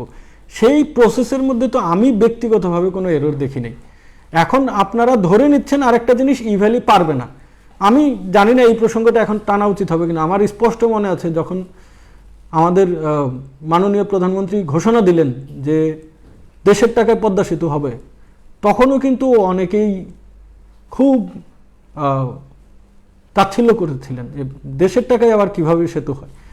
দেখুন, এই যে উনি যদি ওই সময়ে শুধুমাত্র গণমাধ্যমের, কিছু গণমাধ্যমের কথা শুনতেন, উনি যদি শুধুমাত্র বিজ্ঞদের কথা শুনতেন, এবং উনি যদি সেই সাহসটা না দেখাইতেন, আজকে যেই জিনিসটা, স্বপ্নটা আপনারা আজকে বাস্তবে দেখতেছেন, সেটা হয়তো ওই সময় আপনাদের এই পারবে না শব্দটার কারণে মারা যেত। কিন্তু আমরা বলি যে আমরা পারবো কি পারবো না, সেটা তো আসলে আমাদেরকে এইভাবে কখনো বলা হয়নি। আপনারা আমাদেরকে জাস্ট 6 মাস সময় দেবেন। 6 মাসের মধ্যে যদি কোনো পেন্ডিং অর্ডার থাকে, কোনো ব্যাকলগ থাকে, আপনারা জানেন যে আমাদের ইতিমধ্যে একটা নিউজ হয় যে আমার এবং চেয়ারম্যানের বিদেশ যাওয়ার ব্যাপারে নিষেধাজ্ঞা। আমি জানি না, আজকে আমার পাসপোর্টটা দেখানো কোনো সুযোগ থাকলে আমি হয়তো দেখাইতাম। আমার কোনো দেশের মানে ডুয়াল ভিসাও নাই। আমি শুধু কয়েকবার ঘুরতে গিয়েছি এবং একবার বিজনেসের কাজে গিয়েছি, সেটা আপনারা অনেকে হয়তো একটু শুনেছেন। এই সিটিজেনশিপ তো দূরের কথা, দেশ তো ভাই আমাদের, আমি কেন বিদেশে যাব? আমি বলতেছি যেই অ্যাকশনটা আপনারা নিতে চান, সেই অ্যাকশনটা আপনারা কিন্তু 6 মাস পরেও নিতে পারবেন, কিন্তু আমাদেরকে সুযোগ দেন। আজকে দেখুন, আপনারা এন্ড অফ দ্য ডে একটা কথা বলি যে ইভেলি কিন্তু একটা বিজনেস, এটা কিন্তু কোনো পলিটিক্যাল কোনো মুভমেন্ট না, বা কোনো নন প্রফিট অর্গানাইজেশন না, বা কোনো একটা ইস্যু না। এই বিজনেসে কিন্তু আপনারা হয়তো ভাবতেছেন যে রাইভালরি থাকাটা অস্বাভাবিক, কিন্তু আমি কিন্তু এটাকে খুব স্বাভাবিক চোখে দেখি। আমাদের ব্যবসায়িকভাবে ক্ষতিগ্রস্ত হলে কেউ না কেউ হয়তো বেনিফিটেড হবে, হয়তো তারা ভাবে আমরা কিন্তু বিজনেস করতেছি। আজকে এই বিজনেস করতে যেয়ে যদি একটা প্রোপাগান্ডা ছড়িয়ে যদি আমাদেরকে অফ করা যায়, কেউ না কেউ হয়তো বেনিফিটেড হতেই চাইবে। আমি মনে করি যে ডেফিনেটলি মিডিয়া এখন পর্যন্ত যা করেছে তাদের নিউট্রালিজম, তাদের আন্ডারস্ট্যান্ডিং থেকেই করেছে, কিন্তু আমাদেরও বক্তব্যগুলো আমাদের দেওয়া উচিত ছিল, সেজন্যই আমি এতগুলো প্রসঙ্গ বললাম। তো এই ইভ্যালিকে বিজনেস করতে দিলে ইভ্যালি সবই সফলভাবে শেষ করতে পারবে। আপনারা জানেন যে এর মধ্যে ঘটনা যেটা ঘটলো, যে যখনই নিউজ আসলো, দেখুন অ্যাজ এ প্রাইভেট ব্যাংক আপনি আপনার কনজিউমারের ক্রেডিট কার্ড অফ করতে পারেন আপনার সিকিউরিটি ফিল করে, কিন্তু আপনি ন্যাশনাল প্রেসগুলোতে আপনি আপনার যাদের ক্রেডিট কার্ড হোল্ডার তাদেরকে SMS দিলেই তো অফ হয়ে যায়। আপনি ন্যাশনাল প্রেসগুলোতে প্রেশার দিয়ে যে ইভ্যালির কার্ড বন্ধ করছে এটা ঘোষণা দেন, তখন আমাদের কিছুটা মনে হয় যে as a start up we are, মানে as a business entrepreneur, as a dreamer we are somehow মানে pressurised by some business bodies. না হলে আপনি কেন আপনার এই ক্রেডিট কার্ড, আপনার ডেবিট কার্ড, আপনার ব্যাংক, আপনি তাকে সাবধান করতেছেন, আপনি আপনার ব্যাংকের সিকিউরিটি স্টেপস নিচ্ছেন, সেই জায়গাটাতেও আপনি একটা SMS পাস করে নিতে পারেন। এটা পাবলিকলি বলে মানে যেই জিনিসটা মনে হচ্ছে যে আপনি এক ধরনের, আমাকে প্রেস থেকে বলা হচ্ছে ভাই ওই ব্যাংক বলতেছে আর তারা আমাদের অনেক অ্যাড দেয়, আমরা যাতে এটা প্রেস আকারে মানে প্রেস নোট আকারে পাবলিশ করি। তো ইটস ওকে, মানে আপনি হয়তো আপনার সিকিউরিটিটা চাইবেন, তো কিন্তু একটা ব্যবসা সেটা আপনি হয়তো জানেন না যে এই ইভ্যালিকে ক্ষতিগ্রস্ত হওয়া করার কোনো উদ্দেশ্য তো আপনার থাকার কোনো কারণ নেই। এখন যদি কোনো রেগুলেটরি চ্যালেঞ্জ থাকে, ইভ্যালির যদি আইনি কোনো বিষয় থাকে, ইভ্যালির যদি ইল্লিগাল কোনো মুভ থাকে, ইভ্যালিতে যদি ইল্লিগাল কোনো অ্যাক্টিভিটিস থাকে, আপনার কি মনে হয় কেউ আমাকে ছেড়ে দিবে? কোনো সংস্থা আমাদেরকে ছাড়বে? আমাদেরকে কি বাণিজ্য মন্ত্রণালয় বলবে যে না তোমরা ইলিগাল অ্যাক্টিভিটিস করতেছো, তোমাদেরকে অ্যালাউ করলাম? কেউই করবে না। কিন্তু এই যে ব্যাঙ্কগুলোর সাডেন প্রেশার, এই যে কার্ডগুলোর সাডেন প্রেশার, এই যে সাময়িক প্রেশার, এই প্রেশার কিন্তু আমাদের টোটাল বিজনেসকে হ্যাম্পার করে দিচ্ছে। আমরা আমাদের কিছু রিফান্ড চেক দেওয়া ছিল এবং সেটা আমি বারবার বলি যে এই রিফান্ড চেক কিন্তু আমাদের পোর্টফোলিওর তুলনায় খুবই কম, এবং সেটা দিতে হয়েছে যে নিতান্তই যখন টাইমলাইনের মধ্যে স্টক আমরা ম্যানেজ করতে পারিনি, তখন কাস্টমাররা এমন প্রেশার আমাদেরকে দিয়েছে যে আমাদেরকে ওই রিফান্ডটার মেথড নেওয়া হয়েছে। ওইখানে তো আমরা কাস্টমারের সাথে বার্গেন করে বলি নাই যে যেই টাকা দিয়েছেন ওই টাকা এখন ফেরত নেন, কারণ আমরা জানি যে ইভ্যালি একটা বিজনেস ডেভেলপমেন্ট করতেছে। এখানে যে বিজনেস ডেভেলপমেন্টটা হবে সেটার এইখানকার কস্ট যেটা অলরেডি ইনকার্ড সেটা ফিউচার প্রফিট দিয়ে অ্যাডজাস্ট করা সম্ভব। তখন যখন ব্যাঙ্কগুলো এইরকম বন্ধ করা শুরু করলো, আপনারা জানেন একটা নয়েজ এবং নতুন নীতিমালা, এর মাঝে ব্যাংক অ্যাকাউন্টগুলো আমাদেরকে নোটিশ পাঠালো যে আপনাদের ব্যাংকের অ্যাক্টিভিটিস আমরা করতে পারতেছি না, সরি। আমরা না মানে দেখেন হয় কি কিছু কিছু সময়ে একদম হেল্পলেস হয়ে যাই। এখন আমি এই কথাটা বলবোটা কাকে? এখন যদি আমি রেগুলেটরি বডি বলি সেটা বলবে যে তোমার এটা ব্যবসায়িক সম্পর্ক, তুমি কোন ব্যাংকের সাথে করবা কি না করবা সেটা তো তোমার ব্যাংক দেখবে। কিন্তু দিন শেষে এই যে সাফারিংটা, এটা তো আজকে ইভ্যালির জন্য হলেও বা যেভাবে কোনোভাবে হোক আলটিমেটলি কনজিউমাররা কিন্তু সাফারার। আমরা কনজিউমারকে কেন সাফারার করতেছি? আমরা কেন সবাই মিলে চেষ্টা করতেছি না? এইখানে তো মানে কোনো অ্যাবনর্মাল অ্যাক্টিভিটিস নেই, জাজমেন্ট তো এখনও কিছু আসে নাই কোনো। আমাদেরকে বাণিজ্য মন্ত্রণালয় থেকে স্বরাষ্ট্র মন্ত্রণালয় এবং দুদকের চিঠি দেওয়া হয়েছে। এখানে তো আমি আমার দিক থেকে কোনো নেগেটিভ কিছু পাইনি, কারণ এইটা তো বাণিজ্য মন্ত্রণালয়ের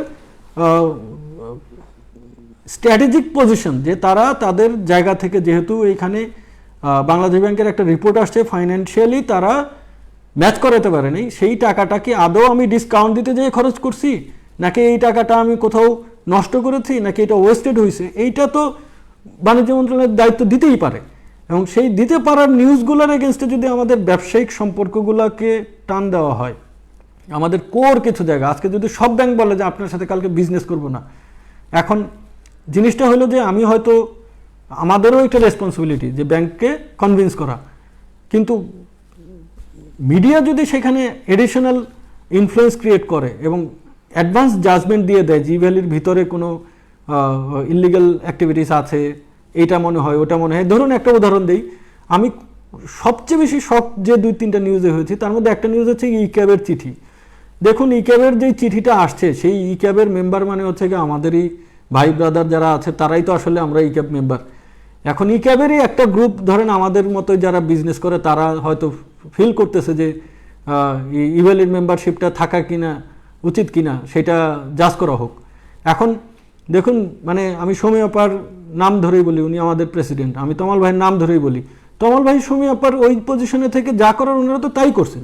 ওনারা আমার কাছে একটা চিঠিতে এক্সপ্লেনেশন চাইছেন যে আমরা প্রপারলি বিজনেস করতেছি কিনা। সেই এক্সপ্লেনেশন ধরে আপনি যখন মানে একটা নিউজ করবেন যে এখানে MLM টাইপের যা কিছু হচ্ছে কিনা সেইটার কারণে দিয়েছে। এখন আমি একটা ইন্টারেস্টিং, একটু অনেক সিরিয়াস কথা বলতেছি, তো ইন্টারেস্টিং একটা জিনিস বলি, একটা থিওরি বলি আপনাদেরকে। ধরুন আপনার কাছে ওই মুহূর্তের একটা ইভেন্ট, একজন সাংবাদিক যে কোনো একটা রেগুলেটরি বডিতে যেয়ে বললেন, ভাই আপনারা কি ইভ্যালিতে MLM হচ্ছে কিনা দেখবেন না? হ্যাঁ দেখবো না কেন, সবই দেখবো। এবার আপনি কি করলেন, ওইটাকে এনে হেডলাইন মারলেন, ইভ্যালিতে MLM টাইপের বিজনেস হচ্ছে কিনা সেইটা খতিয়ে দেখতেছে এই রেগুলেটরি বডি। আপনি যদি কোশ্চেন করেন একজন রেগুলেটরি বডিরে যে ইভ্যালি যদি ফেল করে তাহলে কি এইটারে লিকুইডেট করবেন বা অবসায়ন করবেন? এখন আপনি অ্যাজ এ সাংবাদিক যদি এইটাই কোশ্চেন থাকে যে ইভ্যালি যদি ফেল করে আর আপনি কি লিকুইডেশন করবেন, আপনি বলেন যিনি ওইখানে থাকবেন ওনার উত্তরটা কি হবে? খুব ন্যাচারাল যে হ্যাঁ যদি ফেল করে লিকুইডেশনে যাব। এখন এইটাকে যদি আপনি নিউজের হেডলাইন দেন তখন আসলে আমাদের মানে রিকোয়েস্ট থাকে যে আপনারা তো জনগণের স্বার্থেই কাজ করতেছেন। আমি জানি যে আপনি ব্যক্তিগতভাবে ইভ্যালি বন্ধ হইলে 1 টাকার লাভ আপনার হবে না, আপনি কারো কাছ থেকে কোনো পয়সা করে খেয়েও নিউজ করেন না, এটা আমরা শিওর। কিন্তু হয়তো স্বার্থ রক্ষা করতে যে আমাদের স্টেটমেন্টগুলো আমি এইভাবে না বললে হয়তো আমার মনে হয় যে নিজের অজান্তেই হয়তো এটা করে ফেলেছেন, কিন্তু ক্ষতিগ্রস্ত হচ্ছে আমাদের কাস্টমাররা, আমাদের কনজিউমাররা, যাদের অর্ডার রয়েছে, আমাদের সেলার। এই সেলার মানে ভাই এখানে যেন তেন সেলার না, ছোট ছোট হাজার হাজার সেলার আছে যারা ক্যাশ অন ডেলিভারিতে বিজনেস করে এই ভ্যালি থেকে প্রফিট পাচ্ছে। হাজার হাজার সেলার আছে আমাদের সাথে যারা সম্পৃক্ত। এই প্যান্ডেমিক টাইমে যখন সব অফ, তখন ই ভ্যালির থ্রুতে বিজনেস করে অনেকেই ভালো আছে। এবং শুধু ছোট না, ছোট বড় মিলে 10,000-এর অধিক সেলার আমাদের এখানে রেগুলার বিজনেস করতেছে ক্যাশ অন ডেলিভারি ছাড়া। ক্যাশ অন ডেলিভারিতে যে কত হাজার করতেছে ওই জন্য, কারণ ওই ডেটাটা আমরা শুধু অর্ডার সার্ভ করে দিই, সে ডেলিভারি করলেও আমাদের কাছে ফার্দার রিপোর্ট নেই, কারণ টাকাটা তারা কালেক্ট করে নেয়। এই যে গোষ্ঠীটা, এটা তো আপনাদেরই, মানে আমাদের দেশীয়, মানে আমি তো এই দেশের এবং এরাও এই দেশের মানুষের যাতে কোনো আপনার একটা লেখনির দ্বারা যাতে এডিশনাল ক্ষতি না হয় সেই রিকোয়েস্টটা তো আমি করতেই পারি। এখন আপনি যদি কাউকে যে খুঁজে নেগেটিভ নিউজ বের করেন আর ডেলি নেগেটিভ নিউজ করেন, ব্যবসাটা কি আসলে? ধরেন আজকে যেই স্যামসাং বলি বা যেমন ইলেকট্রনিক্স বলি, তাকে যদি আমি সেলস জেনারেট করে না দিতে পারি, it is all about sales. আমি যদি সেলসই জেনারেট না করতে পারি, আমার দিকে মানুষ যদি এই শঙ্কায় থাকে যে কালকে এই ভ্যালি বাঁচবে না মরবে সেটা নিয়ে আমরা শঙ্কায় আছি, তাহলে আসলে আমার সেলাররাই আলটিমেটলি কিভাবে আমার সাথে বিজনেস করবে? তা আপনি চাচ্ছেন দেশের জনগণের উপকার হোক, কিন্তু দিন শেষে এমনভাবে নিউজগুলো করতেছেন যেখানে মনে হচ্ছে যে ই ভ্যালি মনে হয় মৃতপ্রায়। ই ভ্যালি মৃতপ্রায় হওয়ার তো কোনো রিজন নেই। এই ই ভ্যালি গতকালকে, আবার কোট করে বলি, গতকালকে এই সিচুয়েশনেও 20 কোটি টাকার অর্ডার অলমোস্ট কনফার্ম হয়ে গেছে। সো এইটা কিন্তু আপনি এখন বলবেন যে ই ভ্যালির ডিসকাউন্টের লোভে পড়ে হয়েছে, ই ভ্যালি এই টাকা খরচ করবে, ই ভ্যালি এই টাকা দিয়ে আগের অর্ডার ডেলিভারি করবে, নাথিং। আমাদের বিষয়টা এরকম যে বিজনেস যদি করতে পারি, প্রফিটেবিলিটি দিয়ে ওল্ড অর্ডার অ্যাডজাস্ট করা সম্ভব, বিজনেস রিলেশনশিপ দিয়ে ওল্ড অর্ডার অ্যাডজাস্ট করা সম্ভব। এবং আমি এখন পর্যন্ত কোনো ইনভেস্টরকে শান্তিমতো প্রেজেন্টেশনই দিতে পারিনি। আমার এইভাবে বলাটা আজকে ঠিক হলো কিনা জানি না। আমি যেদিন একটা বড় ইনভেস্টরের সামনে পিচ দিচ্ছি সেই দিন ধরেন আমাদের এই নিউজ, এবং গতবারও এরকম হয়েছিল। দেশীয় বড় কোম্পানি, আমি একদম কোট করে বলতে পারি যে আমি ইনভেস্টমেন্টের জন্য পিচ দিচ্ছি, মানে আমার বড় একটা বিনিয়োগের জন্য আমি কথা বলতেছি, তখন আসলে এই নিউজ। আপনারা বলেন যে আপনি এজ এ বিনিয়োগকারী, মানে ই ভ্যালির এইরকম নিউজের পরে আপনার আগ্রহের জায়গাটা কোথায় থাকবে? তো আমি বলতেছি না যে বিনিয়োগকারী না হলে কি ই ভ্যালি পারবে না মানে তাদের এই ব্যাকলগ ক্লিয়ার করতে। আমি বললাম তো আমরা 100% কনফিডেন্ট। আমাদেরকে শুধু কিছু জায়গায় কিছুটা কি বলে স্মুথ বিজনেস করার চান্স দেন। ধরেন আমাদের ব্যাংক অ্যাকাউন্ট যদি বন্ধ রাখেন, আমি কাস্টমারের রিফান্ডগুলো ঠিকমতো প্রসেস করতে পারতেছি না। আপনার কাস্টমারের যাদের ব্যাকলগ আছে তাদেরকে অনেক কিছুই অর্ডার আছে, তাদের এই অর্ডারগুলোকে করতে হলে আমাকে তো বিজনেস করতে দিতে হবে। এখন আপনি আমাদের গেটওয়েগুলো এমন আছে যে প্রপারলি ডেলিভারি রিপোর্ট পেয়েও আমরা ঠিকমতো টাকা পাচ্ছি না। কারণ হচ্ছে কি অনেকে আবার বলতেছে যে ভাই আপনার ওই কার্ডের আগের যাদের পেমেন্ট করা আছে তাদেরও অর্ডার ডেলিভারি না করলে নতুন টাকা ছাড়তে পারবো না। তো এই ধরনের চ্যালেঞ্জিং সিচুয়েশন থাকলে আসলে আমাদের যেই পরিকল্পনা সেই পরিকল্পনা পুরোপুরি বাস্তবায়ন করা হয়তো একটু কঠিন হবে। আমি স্টিল বলতেছি না যে কারেন্ট সিনারিওতেও আমরা ব্যাকলগ ক্লিয়ার করবো না। এবার আসি মূল যেই প্রশ্নগুলো কাস্টমারদের থাকতেছে যে ভাই আপনি আমাদের পণ্য দিবেন কবে। আমি শুধু এখানে সিচুয়েশনগুলো বলার চেষ্টা করলাম। আমি শুধু এখন একটা কথা বলবো যে আপনারা হয়তো এমন অনেকে আছেন যার ফার্স্ট টাইম অর্ডার, এমনও অনেকে আছেন যারা নিয়মিত অর্ডার করে যাচ্ছেন, অনেক আগে থেকে কেনাকাটা করেন। এখানে একটা জিনিস আমি বলতে ভুলে গেছি, অনেকে বলেন যে রিসেলাররা থাকলে আমাদের বিজনেস হবে না। ভাই রিসেলার, দোকানদার, ডিলার এইটা তো আসলে ব্যাপার না। ব্যাপারটা হচ্ছে যে আমি ন্যাশনাল ডিস্ট্রিবিউটর হিসেবে কাজ করতে পারতেছি কিনা। আমার এখানে দোকানদাররা যদি কিনে, সেই দোকানদার যদি রেগুলার মার্কেট রেট থেকে কম পায় আর আমি যদি বাল্ক অর্ডারের জন্য কম রেটে কিনতে পারি, তাহলে ব্যবসার স্কোপ তো সবসময় আছে। এখানে আমাদের পিওর কনজিউমার, ইউনিক কনজিউমারই অ্যারাউন্ড, ধরেন ইউনিক কনজিউমার আবার বলতেছি 10 লাখ, তার মানে কি 10 লাখ মানুষ আমাদের রিসেলার, কনজিউমার নাই। এখন কনজিউমার রিসেলার অনেকে বলেন যে লয়াল কাস্টমার বেস নাই, ডিসকাউন্ট না থাকলে থাকবে না। ডিসকাউন্টের বিষয়টা তো থাকবে হচ্ছে কি কতটুকু ডিসকাউন্ট। প্রসঙ্গ আসলো আবার সেই যে আমরা কেন বেশি ডিসকাউন্ট দিয়ে বিজনেস শুরু করেছিলাম।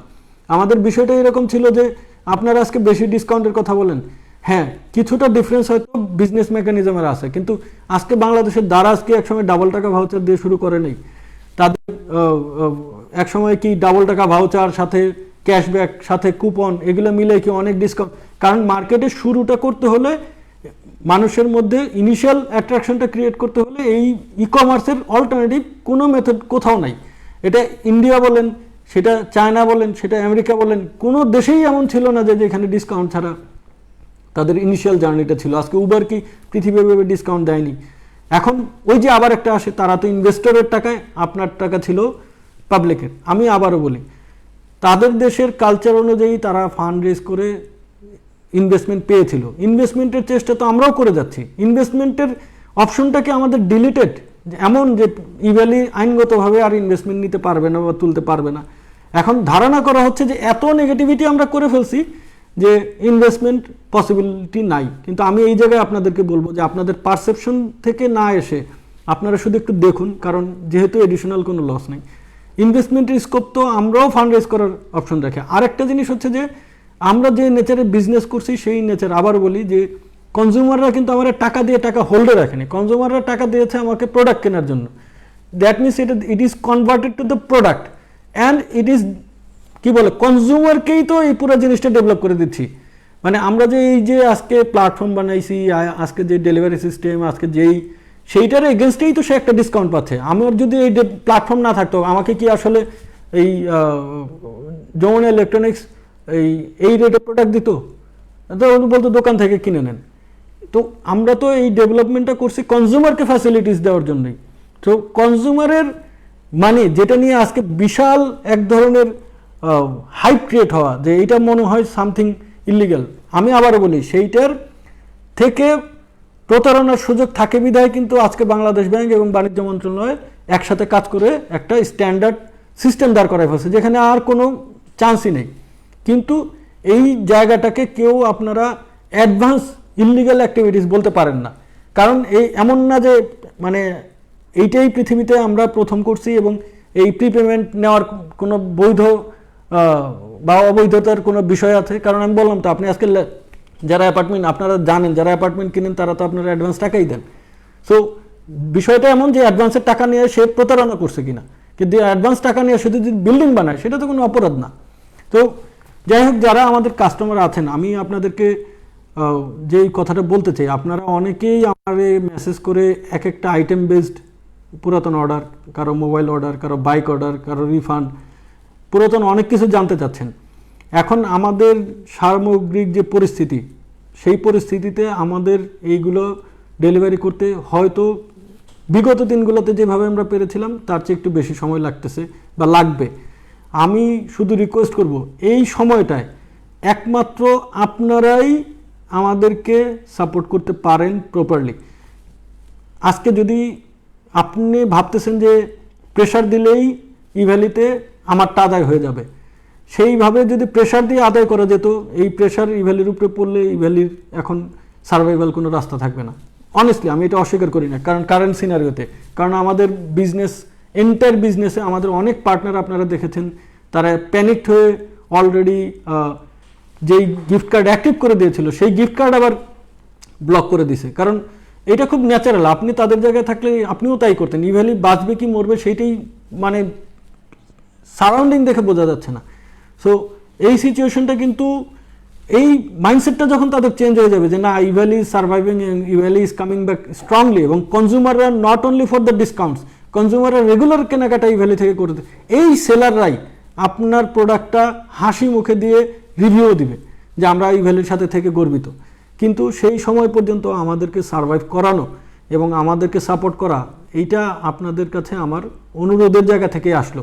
এখন আমি পিওর সার্ভাইভাল প্ল্যানটা বলি আমাদের, আমরা যদি বিজনেস করতে পারি, আপনাকে একটা উদাহরণ দিয়ে বলি, ধরুন আমরা যদি বিজনেস করি, আমাদের এখনকার সিনিয়রিতে মার্জিন নেগোসিয়েশন খুবই হাই, আমাদের একটা এডিশনাল প্রফিট করা সম্ভব, যেই প্রফিট দিয়ে আমরা আপনাদের ব্যাকলগের কিছুটা ক্লিয়ার করব। এছাড়াও সাপ্লায়ার এন্ডেও বিজনেস পেলে সাপ্লায়ার তো আমাকে বলে নেই যে আমার সাথে সে বিজনেস স্কুইজ করবে, রাদার দেন এই সাপ্লায়ার কিন্তু আমাকে কন্টিনিউয়াসলি প্রোডাক্ট দিয়ে যাবেন। তখন আজকে একটা উদাহরণ দিয়ে বলি, ধরেন আজকে আমি যদি নতুন করে কোকা কোলাকে 50 লাখ টাকার পেমেন্ট করি, সে আমার নতুন 50 লাখ টাকার সাথে পুরাতন 10 লাখ টাকার প্রফিটেবিলিটির জায়গা থেকে হোক, সাপোর্টের জায়গা থেকে হোক, সে কিন্তু অ্যাডজাস্ট করতে পারবে। সো আমরা যেটা বলতে চাচ্ছি যে বিজনেস যদি থাকে, এই সবাই কিন্তু কামব্যাক করে আমাদের জায়গা থেকে এই পুরো নিউট্রাল একটা পজিশন ক্রিয়েট করা খুবই পসিবল। অনলি মানে এখানে যেটা দরকার সেটা হচ্ছে কি আমাদের পলিসি মেকারদের থেকে, আমি একটু হলেও আফসোসের জায়গা আমার থাকবে যে পলিসি মেকারের লেভেল থেকে আমাকে ডিরেক্টলি ডাকা হোক, আমি তাদের সাথে কথা বলতে চাই, আমার কাছ থেকে শুনুক, আমি কিভাবে কাজ করতেছি সেটা দেখুক, জনগণের কোনো ক্ষতি আমার দ্বারা হচ্ছে কিনা সেটা জানুক। বাংলাদেশ ব্যাংকেও আমি যেতে চাই, আমি যাব, আমি যে আমাদের চ্যালেঞ্জিং পার্টগুলো এক্সপ্লেন করব। আমি চাচ্ছি যে একটা সবার কোঅপারেশন, মানে যেই অনেকে বলতেছে ইভ্যালির অনেক ড্যামেজ হয়ে গেছে, মানে শোনেন ইভ্যালির এখনকার স্ট্রেংথ ইজ সো হাই, এবং এখন ইভ্যালি এত বড় এত পাওয়ারফুল ইন এ সেন্স যে কনজিউমার বেজের জন্য, নাথিং এলস, মানে কনজিউমার বেজের পাওয়ার গতকালকে আপনারা দেখেছেন, এবং যে কেউ সেটা আপনারা র্যান্ডমলি চেক করে যেতে পারেন যে ইভ্যালির কনজিউমার পাওয়ার এখন কেমন।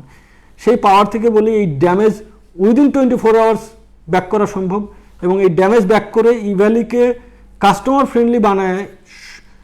আপনারা ইভ্যালিকে বাঁচান এটা আমি বলতেছি না, আপনারা কনজিউমারের সাইডটা দেখেন, আপনারা সাপ্লায়ারের সাইডটা দেখেন। আজকে হয়তো আপনি ইভ্যালি থেকে কোনো কিছু কিনে অর্ডার দেন নাই, আপনার কোনো স্বার্থ নাই, আপনি হয়তো ইভ্যালি বাঁচলো মূল্য এটা নিয়ে কোনো কিছু আপনার বোধার নেই, কিন্তু যারা ইভ্যালির থেকে বিজনেস করে আসছে, ইভ্যালির সাথে যারা বিজনেস করে, তাদের কিন্তু সবারই তিলে তিলে গড়ায় এই ইভ্যালি। এই ইভ্যালিকে আপনার একটা হুইমজিক্যাল জাজমেন্ট দিয়ে, একটা স্ট্যাটাস মেরে দিয়ে ইভ্যালি সম্বন্ধে কোনো কিছু না বললে আমাদের অনেক উপকার হবে। কারণ শুধু আমাদের না, আমি বলবো আমাদের এজ এ আমাদের কাস্টমারদের উপকার হবে, আমাদের সেলারদের উপকার হবে। তো কাস্টমারদের জন্য বলতেছি যে আমরা যেই চ্যালেঞ্জিং পিরিয়ডটা পার করতেছি, আপনারা ইভ্যালি থেকে প্রোডাক্ট পেয়েছেন যারা জানেন যে ইভ্যালি কীভাবে প্রোডাক্ট দিয়েছে, কত প্রোডাক্ট দেয়, ইভ্যালির ওয়্যার হাউস কী। এই যে দেখুন, মানে আমাদের হোম অফিসে যেদিন খুললো, যেদিন লকডাউন শিথিল হলো, সেদিন সকালে এসে আপনারা কেন আমাদের অফিসে পান নাই সেটা নিয়ে মানে বড় কোনো, আমি অ্যামাউন্টের দিক থেকে বড়, মানে এমনভাবে নিউজগুলো আসলো যে ইভ্যালি মনে হচ্ছে পালায় গেছে। মানে এবং সত্যি কথা বলতে আমার সাথে তো কথা হচ্ছে, আমি বলতেছি যে আমরা হোম অফিস করতেছি। এখন একটা বিষয় তো থাকে, আমি হাইড অ্যান্ড সিক করবো না। ধরেন আমরা এই মুহূর্তে যদি ওয়াক ইন সার্ভিস দিতে চাই, আমাদের মানে পিওর কাস্টমার বেজ হচ্ছে গিয়ে, ইউনিক কাস্টমার বেজ হচ্ছে 10 লাখ এখন যাদের সাথে আমাদের সম্পর্ক। তো এদের মধ্যে যদি 20,000 লোকও বলে যে আমার অর্ডারটা গেলে হয়তো একটু তাড়াতাড়ি পাবো, আর সেটা যদি চলে আসে, তাহলে কি আসলে ওই দিন আমরা ট্যাকেল দিতে পারতাম? আমরা ডেফিনেটলি যখন লকডাউন শিথিল হবে, আমরা যখন বুঝবো যে আমরা একটা লং টাইমে প্রবলেম সলভ করি, কারণ ওয়ার্কিং ডেই ছিল 4টা, তো আমরা যখন বুঝবো যে লং টার্মে এই প্রবলেমগুলো সলভ করতে পারবে, আমরা তখন কাস্টমারদেরকেই বলবো যে তোমরা এই দিন এতজন আসো, তোমাদের যেই ফিজিক্যাল মানে প্রবলেমটা সেটা আমরা কোনো এতে সলভ করতে পারি তোমাদেরকে জানাচ্ছি, তখন কিন্তু সম্ভব। কিন্তু এই মিডল অফ দ্য টাইমে মানে সামহাও আমার মনে হচ্ছিল যে কোনোভাবে, দেখুন আমি সরি যে মাঝে মাঝে আমি কিন্তু মিডিয়াকে এগেনস্টে বলতেছি না, আমিও জানি যে কী লিখলে বেশি শেয়ার হবে, এটা তো মিডিয়ারও একটা পার্ট। আপনারা হয়তো এই উদ্দেশ্যে কোনো নিউজ করেন না, কিন্তু যদি কোনোভাবে সেইটাই উদ্দেশ্য থাকে তাহলে আসলে আপনারা জনগণের স্বার্থেই যে মিডিয়া, সেই জায়গাটায় আসলে আমাদের আক্ষেপের জায়গা তৈরি হবে যে জনগণের প্রপার স্বার্থ তো তাহলে হলো না।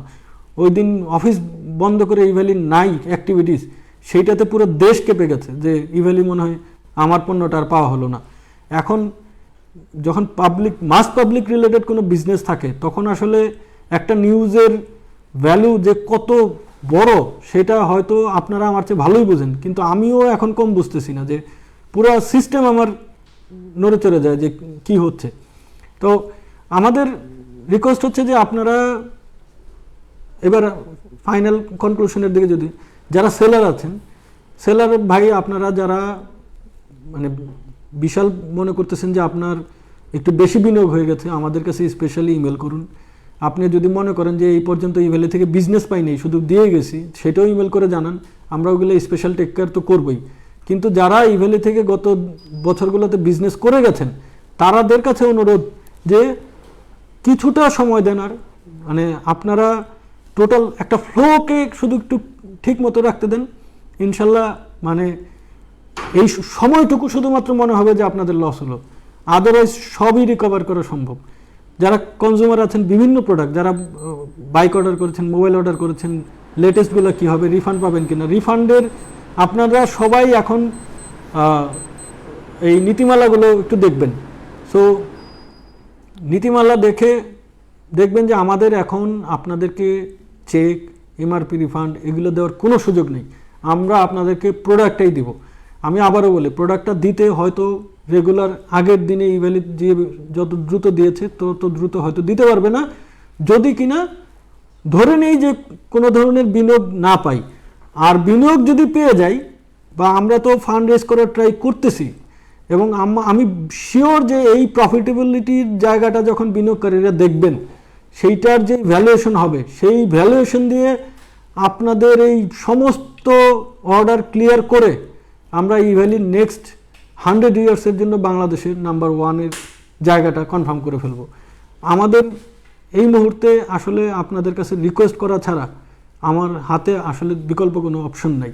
আজকে আমি কয়েকটা জিনিস এডিশনালি বলি, আজকে সারাদিন আপনারা নিউজ দেখছেন কিনা যে বাংলাদেশে ফেসবুকের মতো অ্যাপ তৈরি হবে। আমাদের সবার প্রিয় আইসিটি প্রতিমন্ত্রী উনি আজকে ঘোষণা দিয়েছেন যে ফেসবুকের মতো উনি একটা সরকার থেকে একটা অ্যাপ তৈরি করতে চাচ্ছেন। কেন, মানে কোথায়, মানে এমন কি ফেসবুক কোনো জায়গায় ফেল করেছে ঠিক এই কারণে? ঠিক তা না। এখন এই বিশ্বায়নের যুগে দেশীয় বিষয়টাকে যদি অ্যাভয়েড করি, স্কিপ করি, আজকে দেশীয় নগদকে যদি আমরা ভালো না বাসি, আজকে দেশীয় স্টার্ট আপগুলোকে যদি আমরা ভালো না বাসি, আজকে পাঠাওকে যদি ভালো না বাসি, সহজকে যদি ভালো না বাসি, আজকে চাল ডালকে যদি ভালো না বাসি, আজকে আমরা দেশীয় যে কোনো উদ্যোগ, আমি বলবো না যে কোনো উদ্যোগকে যদি ভালো না বাসি, তাহলে আসলে আমরা যে উন্নয়নের চরম শিখাতে যেতে চাচ্ছি সেই জায়গায় যাওয়াটা হয়তো ডিফিকাল্ট হবে। আজকে আপনারা জানেন আমাদের মাননীয় অ্যাডভাইজার আইসিটি বিষয়ক সজীব অজিত জয়, উনি কিন্তু উদ্ভাবনকে সবচেয়ে বেশি গুরুত্ব দিয়েছেন। আজকে অ্যামাজন এসে আমার দেশের ই কমার্সে নাম্বার 1 থাকবে, সেই জায়গাটা হয়তো অ্যাজ এ কনজিউমার আপনি একটু বেটার ফ্যাসিলিটিস পাবেন, কিন্তু দেখেন স্যাক্রিফাইস যদি আমরা সবাই কিছুটা না করতে জানি, তাহলে কিন্তু এই দেশকে আমরা আগায় নিতে পারবো না। আপনারা জানেন কি না যে চায়নাতে যখন ডেভেলপমেন্ট ফেজটা চলে, তখন মানে লোকাল এবং গভর্নমেন্ট সব ধরনের সাপোর্ট লোকাল স্টার্ট আপদের দেওয়া হয়েছে। আজকে ইন্ডিয়াতে যে আপনারা দেখেন যে ইন্ডিয়ান পুরো ইকোসিস্টেমটা এখন ইন্ডিয়ার লোকাল স্টার্ট আপ বা ইন্ডিয়ান টেক ভেঞ্চার্সগুলোকে সাপোর্ট করে যাচ্ছে, কারণ এই দেশীয় বিষয়টা আজকে ফেসবুকের অল্টারনেটিভ অ্যাপ বানানোর এই উদ্দেশ্য না যে ফেসবুক থেকে বেটার কিছু বানাইতে পারবে, rather than will be feeling proud যে আমি আমার দেশীয় একটা অ্যাপ আমি আজকে ব্যবহার করতেছি, আমার দেশের উদ্ভাবন অ্যাপ ইউজ করতেছি। আপনারা জানেন ইভ্যালির এভরি ইঞ্চি এই লোকালি মেড। আজকে ইভ্যালির 1900 এমপ্লয়ি, এই 1900 এমপ্লয়ির সাম অফ ওয়ার্ক কিন্তু আজকের ইভ্যালি। আজকের যে টেকনোলজি প্ল্যাটফর্মগুলো দেখতেছেন, আজকে দেখেন এক একটা ভেঞ্চার, মানে যেখানে ই ফুড এখন খালি শুধু আপনার অবস্থানটা দেখেন, এই ফুড 100% লোকালি মেড, এবং আমরা এখন second largest food delivery company, এবং সেইখানে ই লজিস্টিক্স দিয়ে আমরা যেই সাপোর্টটা নিচ্ছি সেগুলো আপনারা দেখেন। আজকে আমাদের ই জবস আসছে, আমাদের আজকে ই হেলথ আসছে, আর আমাদের ফ্লাইট এক্সপার্ট, আপনারা জানেন যে আমরা ফ্লাইট এক্সপার্ট, যখন আমার সালমানের সাথে কথা হয় আমি জানি যে এই ইন্ডাস্ট্রি হয়তো সাময়িকভাবে ট্যুরিজম ইন্ডাস্ট্রি হয়তো একটু সামগ্রিকভাবে খারাপ যাচ্ছে, কিন্তু এই ইন্ডাস্ট্রিটা একাই অনেক মানে বিশাল একটা প্ল্যাটফর্ম হতে পারে। আপনারা ওইখানে তো কোনো মানে মেকানিজম নাই, ওইখানে আপনি রেগুলার কেনাকাটা কিন্তু করতে পারেন। তো এই যে ডেভেলপমেন্ট, মানে আমি চাই যে আমরা চাই আপনারা শুধুমাত্র একটা নির্দিষ্ট বিষয় না ভেবে আজকে এই লোকাল ডেভেলপমেন্টটাকে আপনারা প্রায়োরিটি দেন। আজকে আপনারা এই যে অ্যাচিভমেন্টগুলো একটু হলেও দেখেন, আজকে ইভ্যালি কী কী অ্যাচিভ করছে সেই নাম্বারগুলো যদি বলা শুরু করে, আমি শিওর যে আমি আগামী মানে 24 ঘন্টা বলে দিতে পারবো যে ইভ্যালির মানে ডেভেলপমেন্ট ফেজগুলো কীভাবে হয়েছে। সো এই ডেভেলপমেন্টগুলোকে আমরা অ্যাপ্রিসিয়েট করার চেষ্টা করি। আজকে দেখুন, মানে আজকে আমাদের সবচেয়ে ইন্সপায়ারেশনাল যেই পার্সনটা আমাদের মাননীয় প্রধানমন্ত্রী, উনি কিন্তু যা কিছু করতেছেন সবই এই দেশের স্বার্থ সংশ্লিষ্ট, এবং দেশকে উন্নয়নের চরম শিখায় কীভাবে নেওয়া যায় সেটা উনি দেখিয়ে দিচ্ছেন। এটা সম্ভব হচ্ছে কারণ উনি দেশ নিয়ে ভাবেন। ওনার এই দেশীয় প্রতিষ্ঠানের জন্য আমি একটু যদি ব্রডলি বলি, ট্যাক্সেশন থেকে শুরু করে, পলিসি থেকে শুরু করে, কনস্ট্রাকশন থেকে শুরু করে যা কিছু করা হচ্ছে সবই করা হচ্ছে শুধুমাত্র দেশীয় ইন্ডাস্ট্রি, দেশীয় culture, local brand, made in Bangladesh, এগুলোকে সাপোর্ট করার জন্য। এইটার হয়তো শর্ট টার্মে কিছুটা পেইন থাকবে। আমি অনেক সময় উদাহরণ দেই, কনস্ট্রাকশন পেইন বলি আমরা। ধরুন আপনি যদি এখন পূর্বাঞ্চলের রাস্তা দিয়ে যান গাড়ি নিয়ে, আপনাকে হিউজ পেইন খেতে হবে, কিন্তু এই পেইনটা না হওয়ার একটাই হয়েছিল, নতুন করে রোড না করে আগের রোডটাই রাখা। আরেকটা হচ্ছে যে নতুন রোডটা করতে যেয়ে এক ধরনের সাময়িক সমস্যা নিজেদেরকে স্যাক্রিফাইস করা। তো যেই জিনিসটা তৈরি হবে সেই জিনিসটার যেই বেনিফিট সেটা কিন্তু পেতে হলে আমাদেরকে হয়তো একটু স্ট্রাগল করতে হচ্ছে। আজকে যদি লোকালি ভ্যালি গ্লোবালি যেতে পারে, আমি কিছুদিন আগেও গ্লোবালি যাওয়ার ঘোষণা দিয়েছি, এবং আমি স্টিল বিশ্বাসী 2022 সালের শেষের আগেই আমরা আলিবাবা যেরকম গ্লোবাল প্ল্যাটফর্ম, মানে দেশীয় পণ্য গ্লোবালি আমরা এক্সপোর্ট করব একটা গেটওয়ে দিয়ে, এবং সেই ই কমার্স গেটওয়ে হবে ইভ্যালি। আজকে দেশীয় একটা কোম্পানির জন্য যদি আমাদের ইকোনমিতে পজিটিভ ইম্প্যাক্ট হয়, আমি মনে করি সেই জায়গাটা তৈরি হতে যে সাময়িক এই পেইনটা, আমি মনে করি যে এটা সবাই আলটিমেটলি বেনিফিটেড হবেন এই পেইনের রেজাল্ট হিসেবে। আপনারা মানে এটাও জানেন যে আমাদের এইখানে এই ইকোনমিক সিস্টেমে অনেক সেলার ছিলেন যাদের দোকান প্যান্ডেমিক টাইমে অফ ছিল, অনেক এখন দেখেন আমাদের এক্সপ্রেস ডেলিভারি যেটা, সেগুলো নিয়ে কেউ কথা বলেন না। আমরা কিন্তু গ্রোসারি এভরিডে ডেলিভারি করে যাচ্ছি, 1 ঘন্টায় ডেলিভারি করে যাচ্ছি। তো এই প্যান্ডেমিক সময়ে ইকোনমিক রোল, আমি একটা বলি ইকোনমিক রোলিং আর কি, যেটা যে ধরেন যদি কেনাকাটা বন্ধ হয়ে যায় তখন পুরো সিস্টেমের মধ্যে এক ধরনের হল্টেড সিনারের মতো তৈরি হয় যে কোনো কিছুই কাজ করতে চায় না। সেইখানে কিন্তু আমাদের এই ইভ্যালি কিন্তু গত এই যাত্রার শুরু থেকে প্রায় 6,000 কোটি টাকার প্রোডাক্ট ডেলিভারি করেছি। এই 6,000 কোটি টাকা হয়তো ওভারঅল ইকোনমিতে বড় কোনো ফিগার না, কিন্তু প্যান্ডেমিক টাইমে এই কন্ট্রিবিউশনটা কিন্তু একদম কমও না। এই জিনিসটা পসিবল হয়েছে কারণ আপনারা পাশে ছিলেন, আমাদের সবাই আমাদের পাশে থাকেন। সো আমি একটা রিকোয়েস্ট করব যে আমরা কি পরিকল্পনা করতেছি সেইটা অবশ্যই গুরুত্বপূর্ণ, এর চেয়ে অনেক বেশি গুরুত্বপূর্ণ আমরা কি করতে পারি সেই সুযোগটা শুধু একটু দেন আমাদেরকে। আমরা ইনশাল্লাহ কাউকেই কোনোভাবে ক্ষতিগ্রস্ত হতে দিব না। আমি একটু কমেন্টিং অংশ এখন দেখব যে কোনো পয়েন্ট আমি মিস করে যাচ্ছি কিনা। কমেন্টিং অংশে আপনারা যদি কোনো ইম্পর্টেন্ট কিছু থাকে বলতে পারেন। তো কোনো ইম্পর্টেন্ট করছো?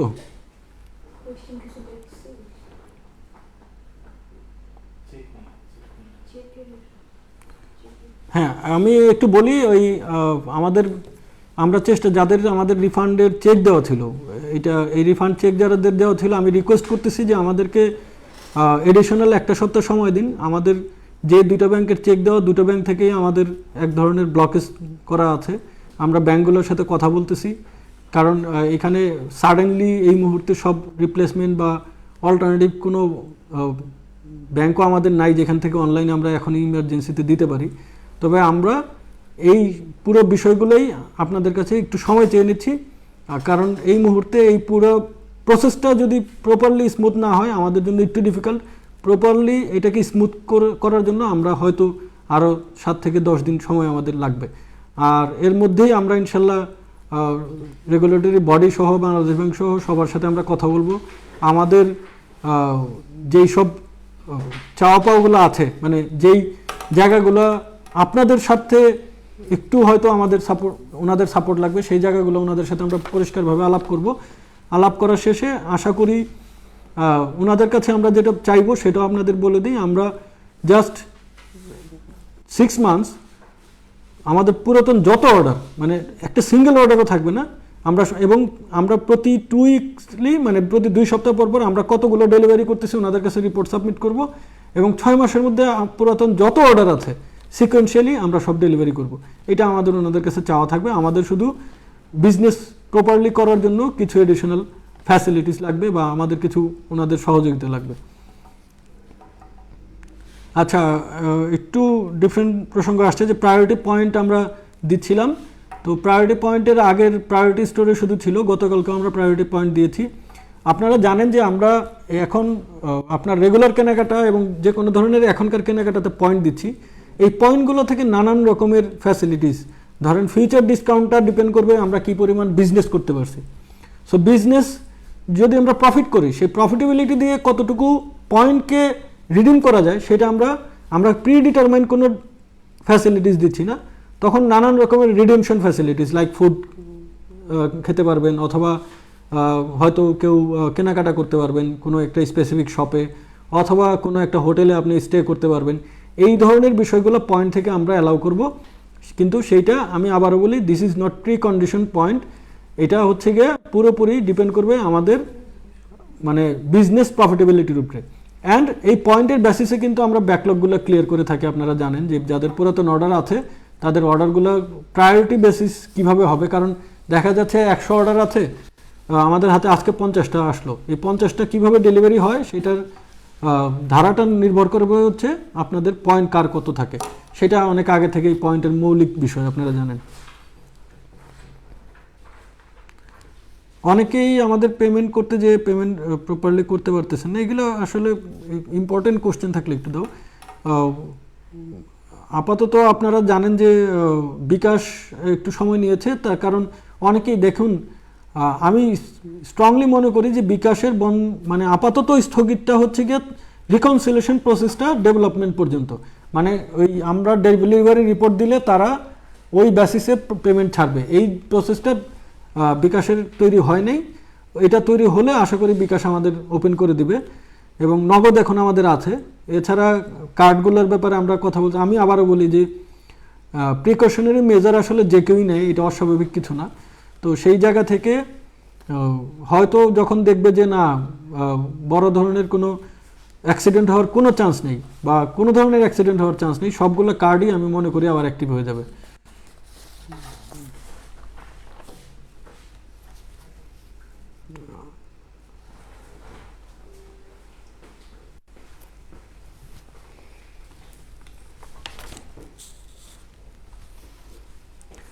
হ্যাঁ, একটা ইম্পর্টেন্ট কোশ্চেন, গিফট কার্ডের মেয়াদ যেগুলো ছিল আমাদের সব বাড়ানো হবে কিনা। আমি আবার বলি সব কার্ডেরই মেয়াদের জন্য কেউ কোনো কার্ড ইউজ করতে পারবেন না, কোনো ধরনের কার্ড, এইটা কোনো দিনই হবে না। আপনারা কোনো দিন ঘাবড়ায়েন না এটা নিয়ে। হয়তো আমাদের কাছে ইস্যু আসলে সলভ হতে একটু লেট হতে পারে, কিন্তু মেয়াদ শেষ, সেজন্য আপনার ফাইন্যান্সিয়াল লস হবে, এটা হওয়ার চান্স জিরো।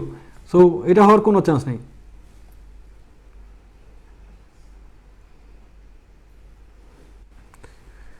আচ্ছা, আমরা 2-3টা পয়েন্ট একটু বলি যে যারা ইভ্যালিতে এই মুহূর্তে পাশে থাকতে চান, মানে ইভ্যালির প্রফিটেবিলিটিতে, দেখুন একটা কোশ্চেন আসছে যে ইভ্যালি এখন আমাদের টাকায় প্রফিট করে আমাদের প্রোডাক্ট দেবে। তো বিষয়টা তো আসলে এমন না যে আপনি মার্কেটে যে রেটে প্রোডাক্ট কিনতেছেন, আমি তো তার চেয়ে বেশি রেটে আপনাকে কিছুই কিনতে বলতেছি না, বড়জোর এখনও অনেক কিছু রেট আমাদের মার্কেট রেট থেকে কম।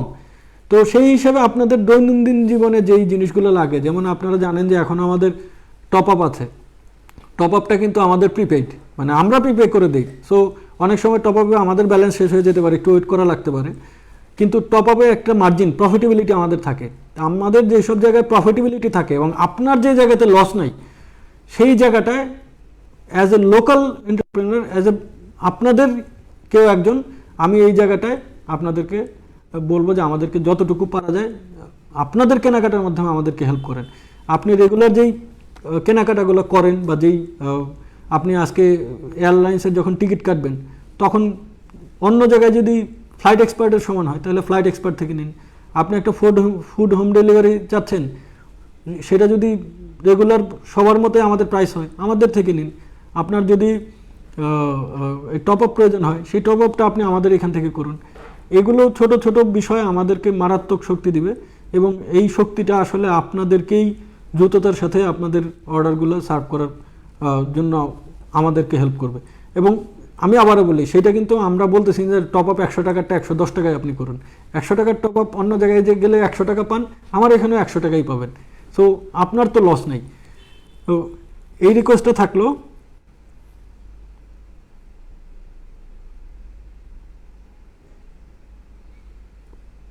আমাকে একজন জাস্ট একটু পরামর্শ দিয়েছেন যে ব্যাংকের ডেবিট কার্ড যেগুলো, সেগুলো আসলে গ্রাহকের নিজের টাকা, সেই টাকায় আপনার এখান থেকে কেনাকাটা করতে চাইলে কেন সেটা ব্লক করবে, সেটার বিষয়ে বলতে বললেন।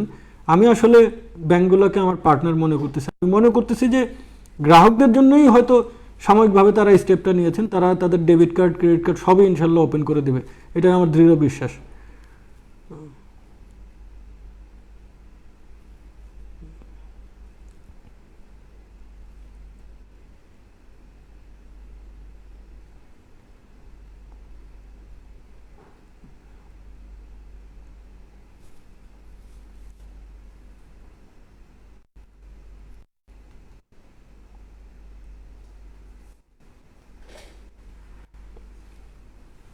অনেকের অনেক সেন্সিটিভ ইস্যু থাকে, অনেকেই ধরেন অনেকগুলো অর্ডার হয়তো পেন্ডিং। আপনারা জানেন যে এই ইস্যুগুলো মানে এখন সবারই ফাইন্যান্সিয়াল প্রেশার সবারই থাকে। তারপরেও আমরা জাজমেন্টাল ওয়েতে আমাদের দিক থেকে যথাসাধ্য চেষ্টা করব। আপনারা আমাদেরকে ইমেল করে বা যে কোনোভাবে জানান কারো কোনো ক্রিটিক্যাল ইস্যু রেইজ হয়ে থাকলে। তো আমি অবশ্যই, যেমন অনেকেই সাডেনলি কেউ অসুস্থ হয়ে গেল আপনার এখানে, আমাকে একজন ডকুমেন্টস পাঠিয়ে দিয়েছে যে এই যে আমি হসপিটালাইজড, তো মানে আমার একজন হসপিটালাইজড, আমরা ওই জায়গাগুলো স্পেশাল কেয়ার করি, এমন না করি না। কিন্তু আমার রিকোয়েস্ট থাকবে যে এটা আমাদের এই জায়গা থেকে আপনারা এডিশনাল কোনো ফ্যাসিলিটিস নিতে যে মানে একটু তাড়াহুড়া চান, এজন্য এটা করেন না। আপনার প্রবলেমটা রিয়েল হলে আমাদেরকে জানান, আমরা বেস্ট ট্রাই করবো আপনাদের এটা সলভ করার জন্য।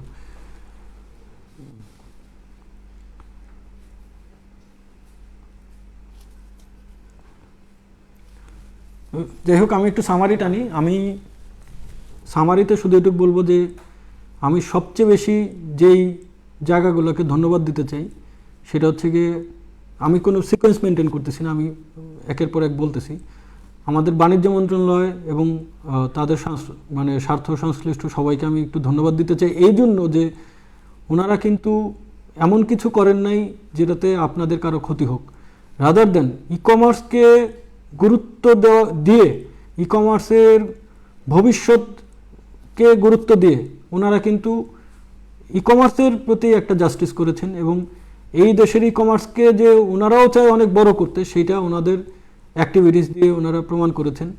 সো আমি এইখানে সংশ্লিষ্ট সবাইকে ধন্যবাদ দিচ্ছি যে আপনারা এটা পজিটিভলি দেখেছেন এবং আপনারা এই ই কমার্সের ইতিবাচক দিকগুলো ধরে নিয়ে আপনারা একটা স্ট্যান্ডার্ড প্রসেস দাঁড় করিয়েছেন।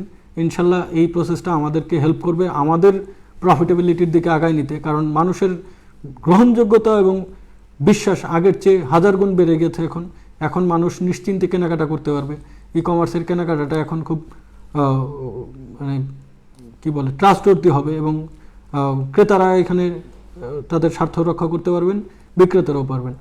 আমি আমাদের প্রাণপ্রিয় সংগঠন ইক্যাবকে অবশ্যই সবসময় ধন্যবাদ দিই, কারণ ইক্যাব সবসময় আমাদের পাশে ছিল। অনেকে হয়তো ভুল ভাবতেছেন যে ইক্যাব আমাদের কাছে যে চিঠিতে জানতে চেয়েছেন এটা তাদের একটা স্ট্যান্ডার্ড ওয়ার্ক প্রসেস, কারণ প্রচুর নেগেটিভিটি আসতেছিল। সেইখানে আমাদের কাছে জানতে চাওয়া তাদের খুব স্ট্যান্ডার্ড একটা কাজ। না জানতে চাওয়াটাই হচ্ছে কি ইক্যাবের বলবো যে হয়তো ওই জায়গাটায় কোনো প্ল্যানিংয়ের ভুল থাকতে পারতো। বড়জোর আমি এটাকে অ্যাপ্রিসিয়েট করেছি। সো ইক্যাবের প্রতিটি মেম্বারকে আমি থ্যাঙ্কস জানাচ্ছি যে আপনারা আমাদের পাশে ছিলেন এবং আপনারা ই কমার্সকে আগায় নেওয়ার জন্যই কিন্তু সব কিছু করতেছেন। সো এখানে ইভ্যালি একা কোনো বিষয় না, ইভ্যালি কোনো বিষয় না, বিষয় হচ্ছে ই কমার্স। এই ইন্ডাস্ট্রির পেছনে আপনারা কাজ করতেছেন। আমি প্রতিটি মেম্বারকে থ্যাঙ্কস জানাচ্ছি। আমি আরও ধন্যবাদ জানাতে চাই আমাদের বাংলাদেশ ব্যাংকে, কারণ বাংলাদেশ ব্যাংক দেখুন এই একটা জায়গা যেখানে আমরা জানি যে ফাইন্যান্সিয়াল ইরেগুলেটরিজ কিছু হলে আমরা বাংলাদেশ ব্যাংকেই কিন্তু দায়ী করি। সো ওনারা ওনাদের জায়গা থেকে জাজমেন্ট থেকে সবচেয়ে সিকিউর প্রসেসটাই ওনারা বেছে নিয়েছেন এবং এতে করে আমাদের ই কমার্সের প্রতি আস্থার জায়গাটা 1000 গুণ বেড়ে গেছে। আমি আরও ধন্যবাদ দিতে চাই আমাদের আইসিটি মন্ত্রণালয়কে, কারণ ওনাদের কন্ট্রিবিউশনগুলো হয়তো আপনারা ডিরেক্টলি খেয়াল করতে পারেন কিনা। আজকে আমাদের যা কিছু করতেছি সবই টেকনোলজি বেসড। এই টেকনোলজিতে যদি আইসিটি মন্ত্রণালয় সরাসরি সাপোর্ট না থাকতো তাহলে হয়তো আমাদের এই ডেভেলপমেন্ট এই ফেজে হতো না। আমি ধন্যবাদ জানাতে চাই আমাদের সরকারের প্রতিটি বিভাগকে যারা দেশের উন্নয়ন করে যাচ্ছেন। আজকে আমাদের ইন্টারনেট ইউজার বলি, আমাদের এই কী বল ইনফ্রাস্ট্রাকচার বলি, আমাদের রেডিনেস বলি, এই সব কিছু সম্ভব হয়েছে আজকে এই বাংলাদেশ, যে বাংলাদেশে উন্নয়নের দিক থেকে রেকর্ড পরিমাণ উন্নয়ন হচ্ছে। সো আমি মনে করি যে আমাদের এই ভ্যালি এর গ্রোথের পেছনে এই সরকারের সব ধরনের ডিপার্টমেন্টের এক ধরনের সহযোগিতা ছিল। আমি এত কিছুর পরেও আজকে যে ফ্যামিলিটার কথা আমি এর আগেও বলেছিলাম, যে ফ্যামিলিটা পুরো দেশকে রিপ্রেজেন্ট করতেছে, যেই ফ্যামিলি শিখিয়েছে কিভাবে একটি দেশকে আগায় নিয়ে যেতে হয়, আমি বঙ্গবন্ধু এবং তার পরিবারের প্রতিটি সদস্যের প্রতি কৃতজ্ঞতা জ্ঞাপন করছি। এবং আমাদের বর্তমান প্রধানমন্ত্রী জননেত্রী শেখ হাসিনা, উনি হচ্ছে আমার সবচেয়ে বড় ইন্সপিরেশন। উনি কথা কম বলেন, উনি মিডিয়ার অনেক কিছুই স্কিপ করে যান, কিন্তু কাজ করে উনি দেখিয়ে দিয়েছেন যে আওয়ামী লীগ সরকার উন্নয়নকে কোন পর্যায়ে নিয়ে যেতে পারে। আমি জানি যে আপনারা হয়তো ভাবতেছেন যে ইভ্যালি অনেক টাফ টাইম পার করতেছে, পারবে না, কিন্তু আমি ওনার দ্বারা ইন্সপায়ার্ড। আমি মনে প্রাণে বিশ্বাস করি এই ইভ্যালিকে আমরা আগামী 100 বছর সারা জীবন যতদিন ইভ্যালি বেঁচে থাকবে নাম্বার 1 হিসেবে ই কমার্সের পজিশনটা ধরে রাখবে। আমি এরই ধারাবাহিকতায় আমাদের যে মানুষটা সবার প্রিয়, আমরা আগামী দিনের কাণ্ডারি আমাদের ভাবছি, সজীব অজের জয়, উনি উদ্ভাবনের কথা বলেছেন, আমি ইন্সপায়ার্ড হয়েছি। আমি মনে করি সেই জায়গায় আমার ভুল থাকতে পারে, কিন্তু কোনো ক্রাইম ছিল না। যদি ভুল থাকে আমি জানি যে আপনারা আমাকে শুধরে দিবেন, শুধরানোর সুযোগ আমি পাবো এবং শুধরে নিয়েই এগিয়ে যাব। কিন্তু আমি দৃঢ়তার সাথে বলতে পারি আমাদের ভিতরে কোনো ধরনের কোনো ক্রাইম ছিল না, ভবিষ্যতেও থাকবে না। সো আপনারা সবাই আমাদের পাশে থাকেন। জয় বাংলা, জয় বঙ্গবন্ধু। আসসালামু আলাইকুম।